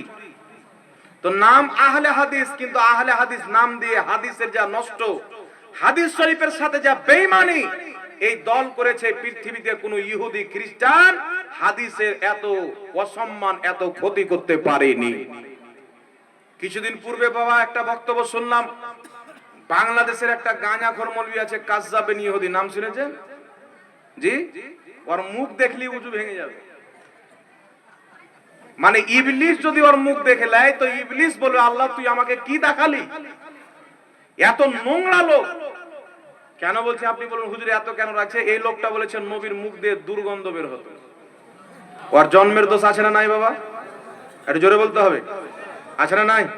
যে আমার নবীর অপমান করে, তৌহিন করে, নিঃসন্দেহে জারু সন্তান। ওই জারু সন্তানকে যারা সাপোর্ট করবে, তারা কোন সন্তান তারা ভেবে নেয়, আমার বলার প্রয়োজন নাই। তবে আমার নবীর ঘাম দিয়েও খুশবু বের হতো, বুখারী মুসলিম আমি হাদিস পেয়েছি। আমার নবী যখন কথা বলতেন, তিরমিজি শরীফের হাদিস, নবীর মুখ দিয়ে নূরের জ্যোতি বেরিয়ে বেরিয়ে পড়তো। আরে গাজা বলছেন নবীর মুখ দিয়ে দুর্গন্ধ বের হতো। বলছে নবী কবরে মরা মানুষ পড়ে আছে, বলেন তো এই হারাম করা আছে কি নাই বাবা? নবীর গুস্তাখ হলো কি হল না? এই লোকটা বলছে যদি কোরআন হাদিস দিয়ে তাবিজ করে, যতই বড় হুজুরের জুব্বা হোক, যতই বড় হুজুরের কুব্বা হোক, হুজুর হবে মুশরিক, শিরিক করলো। কিন্তু বাবা বললাম না, যারা আহলে হাদিস এরা নবী এবং সাহাবার ইসলাম মানে না। ইহুদি যদি এদেরকে বলে আপন খালাকে বিয়ে করা যায়, এটা হাদিস থেকে দলিল দিতে হবে, তো চাচারা বোনের হাদিস খালার উপরে ফিট করে দেবে। এই জাতি হলো আহলে হাদিস, কসম খেয়ে বলছি আপনাকে। নচেত তিরমিজি শরীফের মধ্যে হাদিস, আবু দাউদ শরীফের মধ্যে হাদিস, তাদের আলবানি বলছে হাদিসটি হাসান, ইমাম তিরমিজি বলছেন হাজা হাদিসুন হাসানুন, হাদিসটি হাসান। হযরতে আব্দুল্লাহ ইবনে আমর রাদিয়াল্লাহু তাআলা আনহু নিজের সন্তানদের গলাতে তাবিজ লিখে ঝুলিয়ে দিতেন। একটু জোরে বলতে হবে সুবহানাল্লাহ। তাই নবী কোন তাবিজকে নিষেধ করেছেন? তামিমা। যেই তাবিজের মধ্যে শিরকিয়া শব্দ থাকবে, মূর্তি থেকে, বুত থেকে সাহায্য চাওয়া হবে, ওই তাবিজ ব্যবহার করা শিরক। আর যেই তাবিজ আল্লাহ আল্লাহ রাসূলের শিখানো দোয়া লেখা থাকবে, ওই তাবিজ যে ব্যবহার করবে, তার মাধ্যমে আল্লাহ তাকে শিফা দান করবে। জোরে বলুন সুবহানাল্লাহ। কথা বুঝে এসেছে কাছেনি বাবা? কথা বুঝতে পেরেছেন? তার জন্য আহলে হাদিস এরা নবীর হাদিস মানে না, সাহাবায়ে কেরামের হাদিস মানে না। এমনি আহলে হাদিস মানে চুরি করে যেমন নামাজে নাম হয়ে যায়, এরকম হাদিসকে অস্বীকার করে এরা আহলে হাদিস। আর কত হাদিস কেউ অস্বীকার করেছে, আমাদের কাছে দলিল আছে। আজকে যদি বয়ান করতে লাগি সারা রাত্রি চলে যাবে, কিন্তু বয়ান করা শেষ হবে না। তাই আমি আর ওইদিকে যাচ্ছি না বিরাদর ইসলাম। তবে আপনাদের সম্মুখে আমি আর কয়েকটা মাসলা বয়ান করব, তার আগে একবার দুরূদ শরীফ পাঠ করুন। আল্লাহুম্মা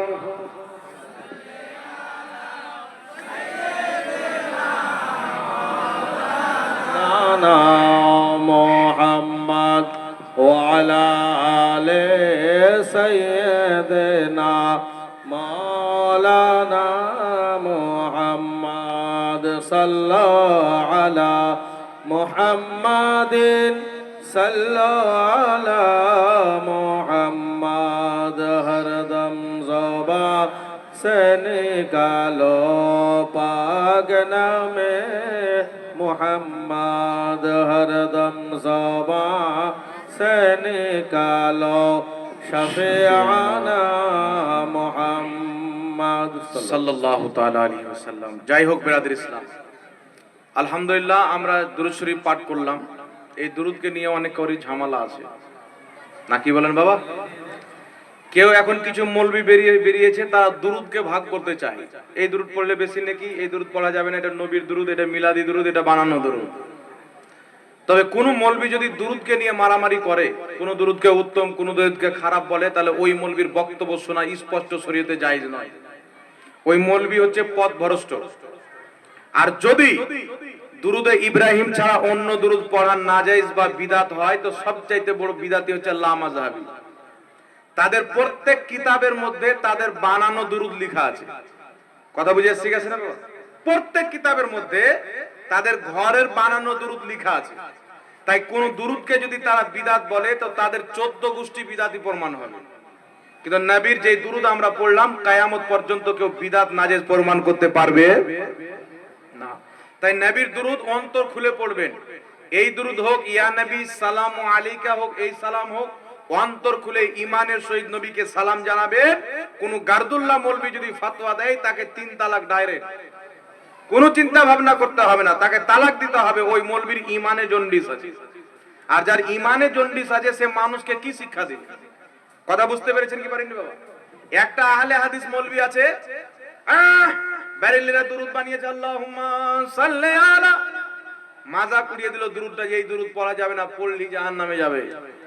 হুজুর কোন দুরূদ পড়তে হবে? আহলে হাদিস বলছে আল্লাহুম্মা সাল্লি আলা মুহাম্মাদিন ওয়া আলা আলি মুহাম্মাদ কামা সাল্লাইতা আলা ইব্রাহিম ওয়া আলা আলি ইব্রাহিম ইন্নাকা হামিদুম মাজিদ। বলছে এই দুরূদ পড়তে হবে।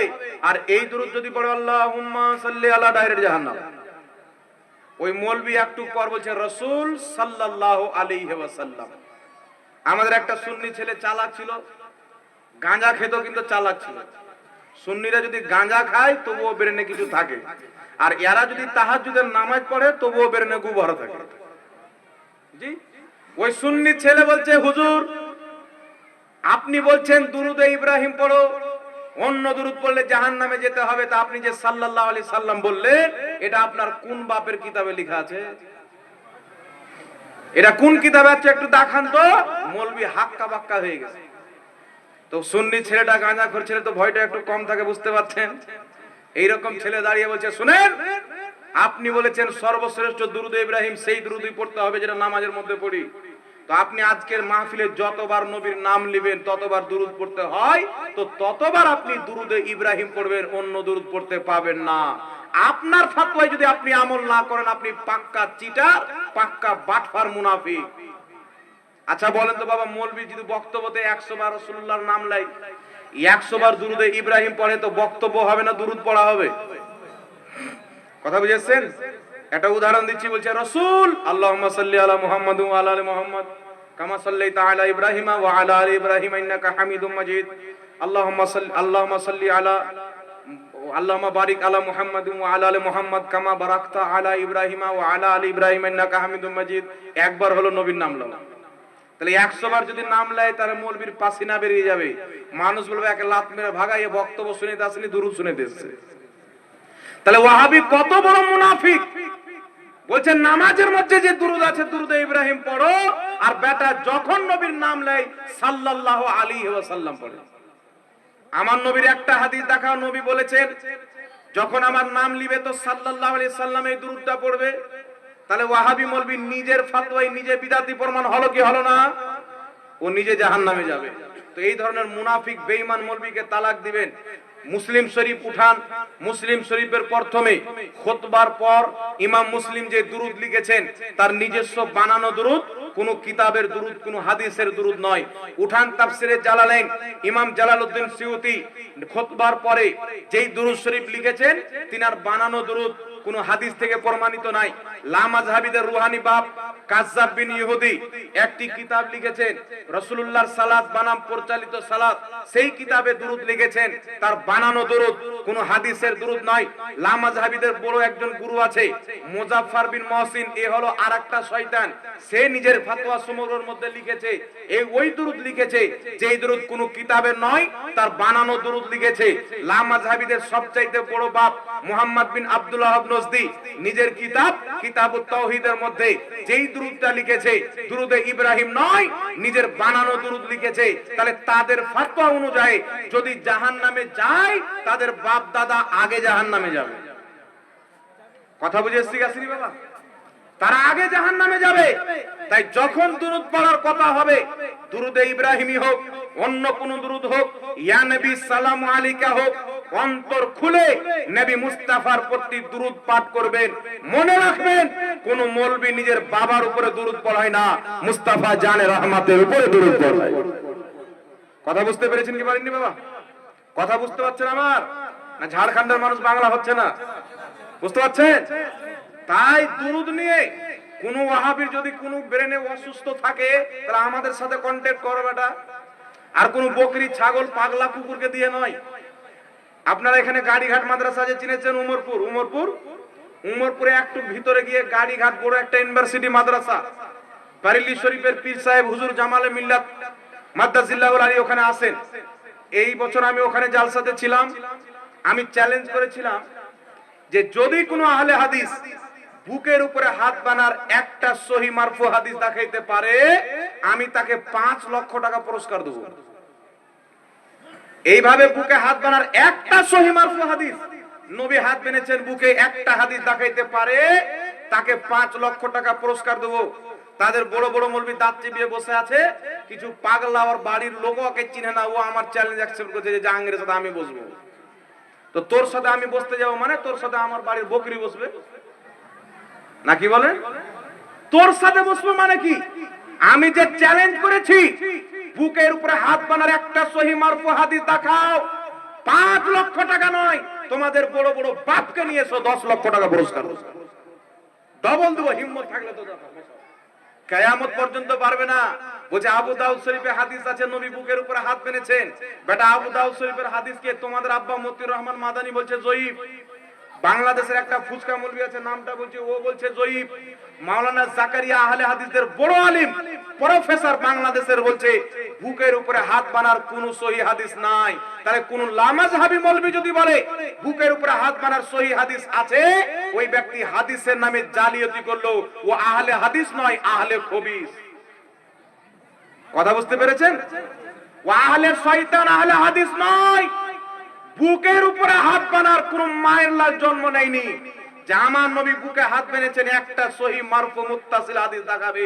কিয়ামত তো আসতে পারে, একটা হাদিস দেখাতে পারে না, বলুন সুবহানাল্লাহ। এখন তুই একটা দলিল দিচ্ছে, ইমাম বুখারী তারিখুল কবিরের মধ্যে লিখেছেন হযরত আলী ফাসাল্লি লিরাব্বিকা ওয়ানহার। হযরত আলী এই আয়াতের তাফসিরে বলেছেন আলা সাদরিহি, বুকের উপরে হাত বাঁধতে হবে। আমি ওই লামাযহাবীকে বললাম, তাহলে ইমাম ইবনুল বার রাহমাতুল্লাহ আলাইহি নিজের কিতাব আত-তামহিদ 20তম খণ্ডের মধ্যে 78 পৃষ্ঠার মধ্যে লিখতেছেন ফাসাল্লি লিরাব্বিকা ওয়ানহারের ব্যাখ্যায় হযরত আলী বলছেন ফিস সালাতি তাহতা সুররা, নামাজের নাভির নিচে হাত বাঁধতে হবে। তো একই হাদিস, এক জায়গায় আছে বুকে হাত বাঁধতে হবে, আরেক জায়গায় আছে নাভির নিচে হাত বাঁধতে হবে। তাহলে হাদিসটি হলো মুস্তারিব হাদিস দিয়ে দলিল দেওয়া যায় না। কথা বুঝতে আসছে ভাবি? আবু দাউদ শরীফের হাদিস, তাউস রাহমাতুল্লাহ আলাইহি বলছে নবী পাক সাল্লাল্লাহু আলাইহি সাল্লাম ডান হাত বাম হাতে রেখে আলা সাদরিহি, বুকের উপরে বেনেছেন। তবে একটা কথা মনে রাখবেন, তাউস রাহমাতুল্লাহ আলাইহি নবী পাককে দেখেননি। তাউস রাহমাতুল্লাহ আলাইহি নবী পাককে দেখেননি। হাদিসটি ইনকেতা, মাঝে সনদ কাটা, মুরসাল হাদিস। উনি নবীকে দেখেননি। আর সাহাবীর নাম উল্লেখ করেননি, ডাইরেক্ট তাবি বলছেন নবী বুকের উপরে হাত বেঁধেছেন, তাহলে হাদিসটি দুর্বল হলো কি হলো না? কথা বুঝে এসছি গেছেনি বাবা? তাই এই হাদিসকে ও সহিহ মারফু মুত্তাসিল প্রমাণ করা যাবে না। যত হাদিস তারা পেশ করে, এমন কি যে সহিহ ইবনে খুজাইমার হাদিস ডক্টর জাকির নায়েক পর্যন্ত বলেছে, আবু দাউদ শরীফের সহিহ হাদিস নবী বুকের উপরে হাত বেঁধেছেন, সহিহ ইবনে খুজাইমার সহিহ হাদিস নবী বুকের উপরে হাত বেঁধেছেন। জাকির নায়েক যে মিথ্যাচার করেছেন তাদের কিতাব পড়েন। আপনার জুবের আলী জাই একটি মুদাল্লিস রাবির কিতাব লিখেছেন, তার 12 নম্বর পৃষ্ঠার মধ্যে লিখতেছেন যে যেই হাদিসটা আপনার সহিহ ইবনে খুজাইমার মধ্যে রয়েছে যে নবী বুকে হাত বেঁধেছেন, এই হাদিসটি হলো জয়ীফ। এর জোরে হবে না সুবহানাল্লাহ? তাদের ইমাম কাজী শওকানি বলছে হাদিসটি জয়ীফ। আমার জানা মতে তাদের 5 জন ইমাম বলছে হাদিসটি জয়ীফ। আর যেটা আবু দাউদ শরীফের হাদিস, আমি কি বলবো, জলঙ্গির বিমল দাসের বেটা সেই কিতাবের সংকলিতে তার নাম রয়েছে। আন শব্দ দিয়ে মুদাল্লিস রাবি যখন কোন হাদিস বর্ণনা করবে তার হুকুমকে এই বিষয়ে হাদিস কিতাবটি লেখা হয়েছে। এই রকম চটি কিতাব বাংলা বিমল দাসের বেটা জলঙ্গিতে তারও সিগনেচার রয়েছে। সেই কিতাবের মধ্যে লিখেছেন যে মুরসাল হাদিস হলো জয়ীফ, আর আবু দাউদ শরীফের হাদিসটা হলো মুরসাল। আর জোরে হবে না সুবহানাল্লাহ? তাই বুকের উপরে হাত মানার যত লামাযহাবী মৌলবি বলে সহিহ হাদিস আছে, সবাই হচ্ছে মিথ্যুক, সবাই হচ্ছে কাযযাব। তাই এরা আহলে হাদিস নয়, এরা হচ্ছে আহলে খবিস। আল্লাহ হেদায়েত দান করুন, বলেন আল্লাহুম্মা। কথা বুঝতে পেরেছেন কি পারেননি বাবা? তাই কিছু লোক আমাদের যুবক ছেলে দেখবেন এই গাঁজাখোরদের বক্তব্য শুনেছেন, শয়তান এইভাবে ঘুমটা দিয়ে আসে, মহিলা সেজে এইভাবে ঘুমটা দিয়ে বসে গেল, বুকের উপর হাত বাঁধতে হবে নামাজে। রাসূল সাল্লাল্লাহু আলাইহি ওয়াসাল্লাম বুকের উপরে হাত বেঁধেছেন, মোটা মোটা ঠোর হিলিয়া মশলা দিয়ে দিল। আমাদের যুবকরা বলছে বাপ রে, ঘুমটা দিয়ে মনে হয় বড় মৌলবি হয়ে যায়। কিছু লোক ফের মনে করে ক্যামেরাটা চাঙ্গা মানে মৌলবি বড় আছে। কথা বুঝছেন কি বুঝেন না বাবা? ক্যামেরা চাঙ্গা হলে মৌলবি বড় হয় না। মৌলবি কাকে বলে মাদ্রাসায় দাসগাতে 2 দিন বসো, তারপরে বুঝতে পারবে যে মৌলবি কাকে বলে। বক্তব্য দিয়ে দিলে মৌলবি হয় না। যারা মাদ্রাসায় ছাত্রকে শিক্ষা দেয়, আপনার সারা তাহজিব পড়ায়, মিরকাত পড়ায়, হেদায়েতুন নূহ পড়ায়, তারা হলো আসল আলিম। এদের দার্সগাতে বসলে না বুঝতে পারবে যে আলিম কাকে বলে। কথা বুঝে এসছি গেছেন বাবা? আজকাল তো গাঁজাখোর আলিম হয়ে গেছে, মানুষকে গুমরাহ করছে, বুকে হাত বাঁধতে হবে। খবরদার! আমাদের কিছু ছেলে আমাদের আহলে সুন্নাত ওয়াল জামাত হানাফি ঘরে বলছে মাযহাব মানা যাবে না বলে, এই ছেলে পিলে বলছে হানাফি মাযহাব আমরা ছেড়ে দিলাম। কেন ছেড়ে দিলে? বলছে মাযহাব মানা যাবে না। কে বললো? বলছে জলঙ্গির বিমল দাস সাহেবের বেটা বলেছে। আমি বলছি পাগলা কুত্তা, তুই হানাফি মাযহাব ছাড়লি, বিমল দাসের বেটার মাযহাব মানলি। কথা বুঝছেন? একজন লোক বলছে মাযহাব মানা যাবে না, আর তার কথা শুনে আমি মাযহাব ছেড়ে দিলাম, মানে তো আমি ওই লোকটার কথা মাযহাব মানলাম। কথা বুঝছেন? তো তফাৎ হলো, তুমি আগে বিশ্ববিখ্যাত তাবেঈ যিনি মাথার চোখে সাহাবীকে দেখেছেন আবু হানিফা, 5 লক্ষ হাদিসের হাফিজ, তার মাযহাব মানতে, আর এই গুদর মুর্শির কথা শুনে যাকে হাদিস পড়ার ঢং নাই, আজকে তুমি তার মাযহাব মেনে নিলে। কথা বুঝছেন কি বুঝেন না বাবা? তাই আপনাদের কানই হোক বা যে কোনো এলাকাতে হোক, কিছু মারখা মারা লোক বেরিয়েছেন দেখবেন, গুগল বয়, গুগল মুফতির ফাতোয়া শুনে মাযহাব মানা যাবে না। এরাও মাযহাব মানে, আমরাও মানি। আমরা ইমাম আবু হানিফার মাযহাব মানি, এরা আজকের গাঁজাখোর মৌলবীদের মাযহাব মানে। কথা বুঝে এসছি গেছেন বাবা? তফাৎ এতটুক। তো এরা জাহান্নামে ঠিকানা, আলহামদুলিল্লাহ আবু হানিফা জান্নাতি, আমরাও জান্নাতি। একটু জোরে বলতে হবে সুবহানাল্লাহ। এখন পর একটা বের করেছে যে কাউকে জান্নাতি বলা যাবে না। এটা জেহালত বাবা। যে মুসলমান তাকে জান্নাতি বলা যাবে। যদি কোনো মুসলমান কবিরা গুনাহ করে, কবিরা গুনাহ করার কারণে তাকে জাহান্নামী বলা যাবে না, মুস্তাহিকে জাহান্নাম বলতে হবে। তবে যে মুসলমান তাকে জান্নাতি বলা যাবে। কথা বুঝে এসছে? কারণ আল্লাহ মুসলমানদের জন্য ওয়াদা করেছেন জান্নাতে। এখন বলবে কে মুসলমান কে মুসলমান নয়, আমরা কি করে বুঝবো? কথা বুঝছেন? কে মুসলমান কে মুসলমান না আমরা কে করে বুঝবো? ওয়াহাবি এগুলো অশ্বাসা ডালবে। তাহলে ওই ওয়াহাবিকে বলবেন যে তুমি যে তোমার বাপেরই সন্তান, কি করে বুঝলে? তাহলে আধার কার্ডে লিখিও না, না কি বলেন? তোমার যে নাম লেখা আছে আধার কার্ডে উমুকের বেটা উমুক ওয়াহাবি, তুমি ওই নামটা লিখিও না। কি গ্যারান্টি আছে যে তোমার মা বাবাকে বিয়ে করে সন্তান হয়েছে? হতে পারে তোমার মা কোথাও জেনা করে জন্ম দিয়ে দিচ্ছে, হতে পারে কি পারে না? তাই তুমি কেন তাকে বাবা মানছো? বলছে বিশ্বাস, আমি যেই ব্যক্তি মুসলমান ইমান নিয়ে এসেছে, আহলে সুন্নাত ওয়াল জামাতের প্রতি সুন্নি জামাতে কায়েম আছে, তাকেই জান্নাতি বলা জায়েজ আছে। জোরে বলুন সুবহানাল্লাহ। কথা বুঝে এসছি আসেনি বাবা?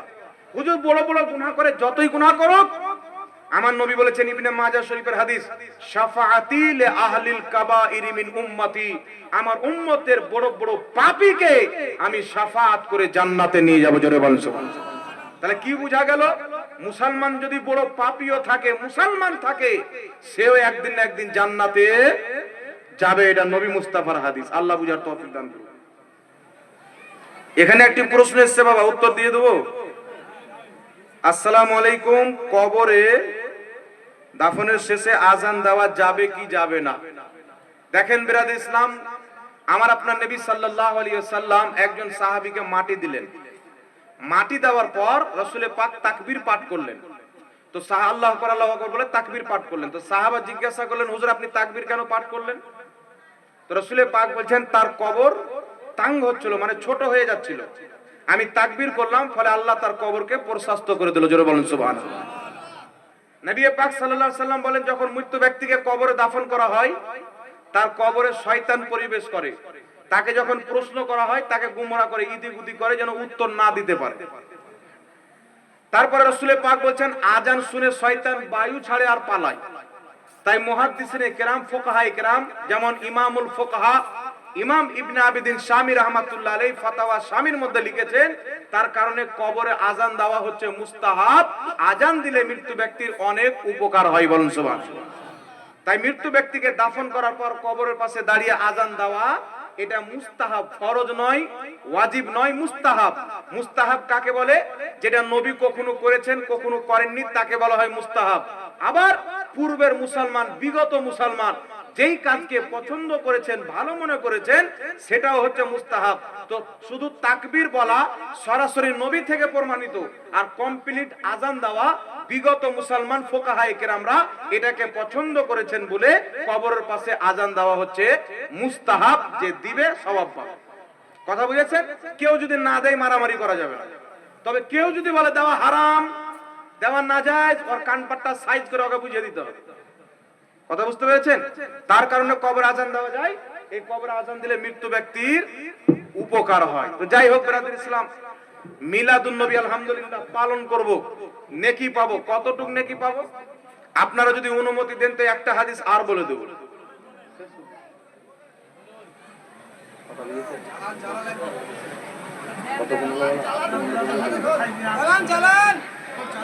একটা হাদিস শুনিয়ে দেব।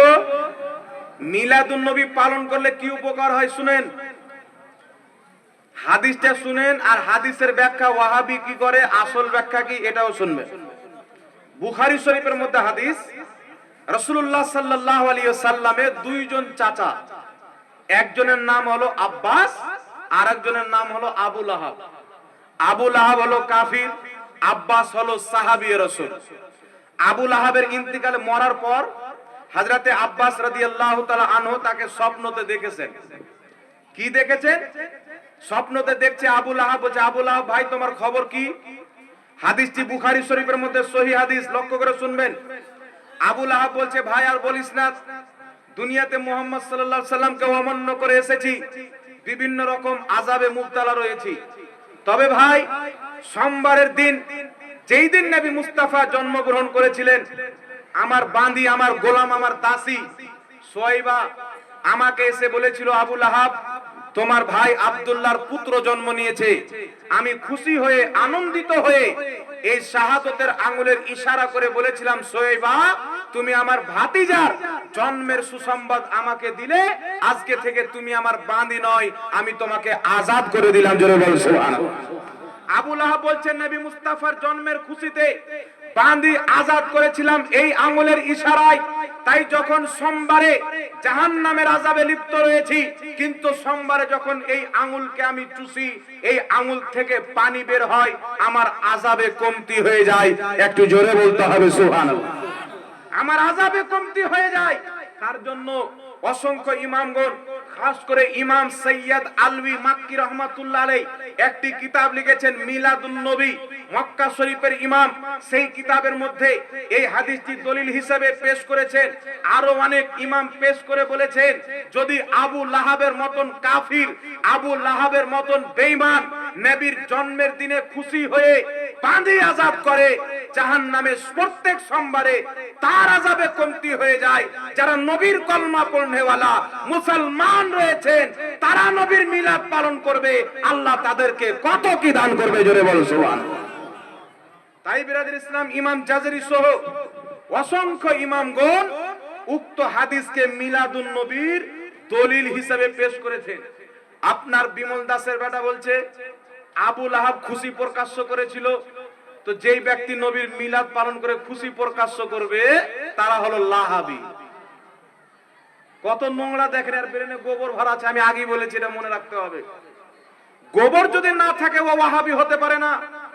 বলছেন আবু লাহাব নবীর জন্মের খুশি হয়েছিল, বাঁধি আজাদ করেছিল, তারা নবীর জন্মের দিনে খুশি পালন করবে, তারা হলো লাহাবি। আমি বললাম যারা খুশি পালন করবে তারা যদি লাহাবি হয়, আল্লাহর ফেরেশতা জিবরিল খুশি, আল্লাহর ফেরেশতা মিকাইল খুশি, স্বয়ং আল্লাহ খুশি। আল্লাহ কত খুশি! ইমাম জালালউদ্দিন সিউতি খাসাইসুল কুবরার মধ্যে হাদিস উল্লেখ করেছেন, আমার আপনার নবী সাল্লাল্লাহু আলাইহি সাল্লাম মেরাজের রাত্রিতে মসজিদে আকসা থেকে প্রথম আসমানে গেলেন। দয়ার নবী বলছেন, আমি প্রথম আসমানে একটা পিলার দেখতে পেলাম, দ্বিতীয় নম্বর আসমানে গেলাম আরেকটি পিলার দেখলাম, তৃতীয় নম্বর আসমানে গেলাম আরেকটি পিলার দেখলাম, সাতটি আকাশে আমি নবী সাতটি পিলার দেখলাম। জিজ্ঞাসা করলাম, জিবরিল, আসমান তো বিনা পিলারে আল্লাহ দাঁড় করিয়ে রেখেছেন, প্রত্যেক আসমানে একটি করে খাম্বা হওয়ার, একটি করে পিলার হওয়ার কারণ কি? জিবরিল বলছেন, ইয়া রাসূলুল্লাহ, ইয়া হাবিবাল্লাহ, যেই দিন রব্বুল আলামিন আপনাকে পৃথিবীতে পাঠিয়ে দিলেন আপনার মিলাদের খুশিতে, আপনাকে পাঠানোর খুশিতে, মহান রব্বুল আলামিন প্রত্যেক আকাশে একটি করে পিলার দিয়ে সেই পিলারে লাইটিং করে সাত আকাশকে আল্লাহ আলোকিত করেছিল, জোরে বল সুবহানাল্লাহ। আল্লাহ খুশি হয়ে সাত আকাশকে লাইটিং করছেন। মা আমিনার তাই বলছেন, আমরা দেখলাম আকাশের তারকা চন্দ্র জমিনে পড়ে যাবে, মনে হলো নিচে চলে আসছে, আমরা মনে করলাম আমাদের উপরে পড়ে যাবে, তবে দেখলাম আব্দুল্লাহর ছাদের উপরে আটকিয়ে গেল। আব্দুল্লাহর ছাদের উপরে এসে কেন আটকে গেল? উলামায়ে কেরাম বয়ান করেন, কি বয়ান করেন? আল্লাহ পাক তারকা চন্দ্র দিয়ে জমিনকে লাইটিং করেছেন, জোরে বলুন সুবহানাল্লাহ। ইমাম ইবনে কাসির লিখেছেন, ইমাম কাস্তালানি লিখেছেন, ইমাম সিউতি লিখেছেন, আল্লাহ পাকের ফেরেশতা তিনটি পতাকা নিয়ে এসেছিল, একটি কাবা ঘরে, একটি পূর্ব দিকে, একটি পশ্চিম দিকে, সেই পতাকা গেড়ে দেওয়া হয়েছিল। তো নবী মুস্তাফাকে পাঠানোতে তো আল্লাহ নিজে খুশি, তাহলে বিমল দাসের বেটা আল্লাহকে লাহাবি বলবে? নাউজুবিল্লাহ। আর জোরে বলতে হবে। আল্লাহ খুশি, চারজন বড় ফেরেশতা সহ সমস্ত ফেরেশতা খুশি, মাত্র একজন দুঃখিত, ইবলিস। তাহলে বুঝা গেল বিমল দাসের বেটা ইবলিসের রুহানি আওলাদ। আর যারা খুশি পালন করে তারা ফেরেশতাদের সুন্নাতে আমল করে, জোরে বলতে হবে সুবহানাল্লাহ। কথা বুঝতে পেরেছেন কি পারেননি বাবা? তো এদের ব্রেনে গোবর ভরা আছে, হাদিস কোন দিকে নিয়ে যাচ্ছে কোন দিকে। এখন বলবে কি, হুজুর এটা তো স্বপ্ন ছিল। তো তোমার মতন গাঁজাখোরের স্বপ্ন ছিল না, আল্লাহর মাকবুল বান্দা হযরতে আব্বাস সাহাবী রাসূলের স্বপ্ন ছিল। আর যদি মিথ্যা থাকতো ইমাম বুখারীতে লিখতো না? তিনার জামানার আব্বা যখন বয়ান করলেন, সাহাবীরা কেউ এতরাজ করত, ইখতিলাফ করত, কিন্তু প্রত্যেক সাহাবী যাদের সামনে বয়ান করা হয়েছে তারা কোনো কটূক্তি করেননি। ইমাম কিতাবের মধ্যে ইমাম বুখারীর মতন মুহাদ্দিস লিখেছেন, কোনো সমালোচনা করেননি। আর উলামায়ে কিরাম, ইমাম মুহাদ্দিসিনগণ মিলাদুন নবীর কিতাব লিখে এই হাদিসকে দলিল হিসেবে পেশ করেছেন। তাহলে বুঝা গেল নবীর মিলাদ পালন করলে আবু জেহেলের মতন কাফিরকেও আল্লাহ পাক আরাম দান করে। তো নবীর কলমা পড়নেওয়ালা মুসলমান যখন নবীর মিলাদ পালন করবে, অবশ্যই আল্লাহ আমাদেরকেও আরাম দান করবে, সওয়াব দান করবে, জোরে বল সুবহানাল্লাহ। এটা আলাদা কথা যে ইবলিসের রুহানি সন্তান না পালন করে কোনো যায় আছে? বাংলাদেশ ভারতের কিছু পাগলা খেপা মৌলবি গলা ফেড়ে মরে গেল, অনেক জাহান্নামে চলে গেল, অনেক খালি মরা বাকি, জাহান্নামে যাওয়াতে দেরি নাই, মরতে দেরি। কিন্তু মিলাদুন নবী পালনের সংখ্যা দিনের দিন বেড়েছে, ঘটেনি। ইন্দোনেশিয়াতে নবীর জন্মের মিছিল বেরিয়েছে, মালয়েশিয়াতে মিছিল বেরিয়েছে, জর্ডানে মিছিল বেরিয়েছে, ইয়ামানে মিছিল বেরিয়েছে, কাতারে মিলাদুন নবী পালিত হয়েছে, আমেরিকাতে পালিত হয়েছে, আপনার লন্ডনে পালিত হয়েছে। পৃথিবীর অসংখ্য দেশে নবী মুস্তাফার জন্মের খুশিতে বড় বড় উলামা, বড় বড় ফুকাহা, বড় বড় মুহাদ্দিস, বড় বড় মুফাসসির তারা নবী মুস্তাফার জন্মের তারিখে মিছিল বের করেছেন। জোরে বলুন সুবহানাল্লাহ। এগুলো মিথ্যা কথা নয়, সব ইউটিউবের মধ্যে ভরে পড়ে আছে। ইংল্যান্ডের পাবেন, ইয়ামানের পাবেন, জর্ডানের পাবেন, দামিস্কের পাবেন, ইরাকের পাবেন, ইরানের পাবেন। কিছু সাধু শুধু জন্ম নিয়েছে ভারত আর বাংলাদেশে। মানে এরা মানুষকে এত গোবর খিলিয়ে রেখেছে, এদের ভক্তরা মনে করে এরা নবীর চাইতে বেশি জানে। নাউজুবিল্লাহ বলেন। আপনি বলবেন হুজুর আপনি এদের তোহমাত দিচ্ছেন, কেউ তো বলেননি নবীর চাইতে বেশি জানে। এটাই এদের বিশ্বাস।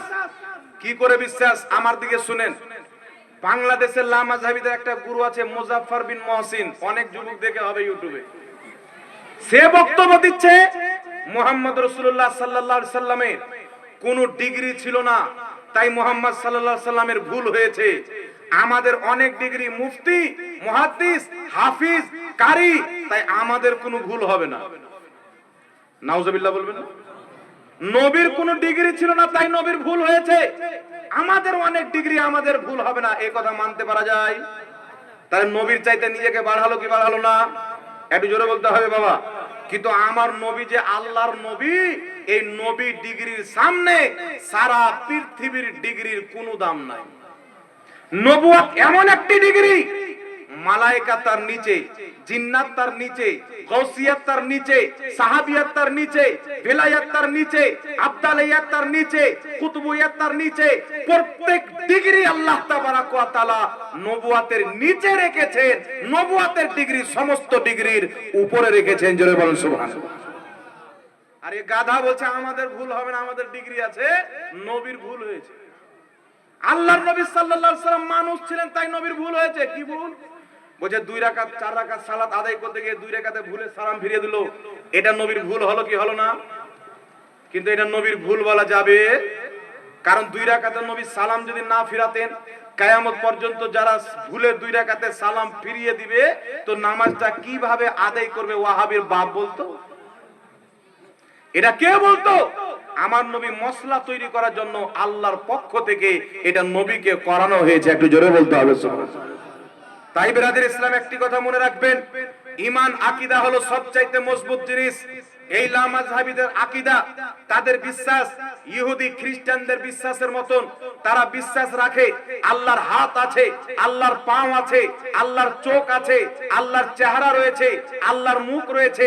এক কথা, তারা আল্লাহকে দেহ মানে, যে আল্লাহর দেহ আছে।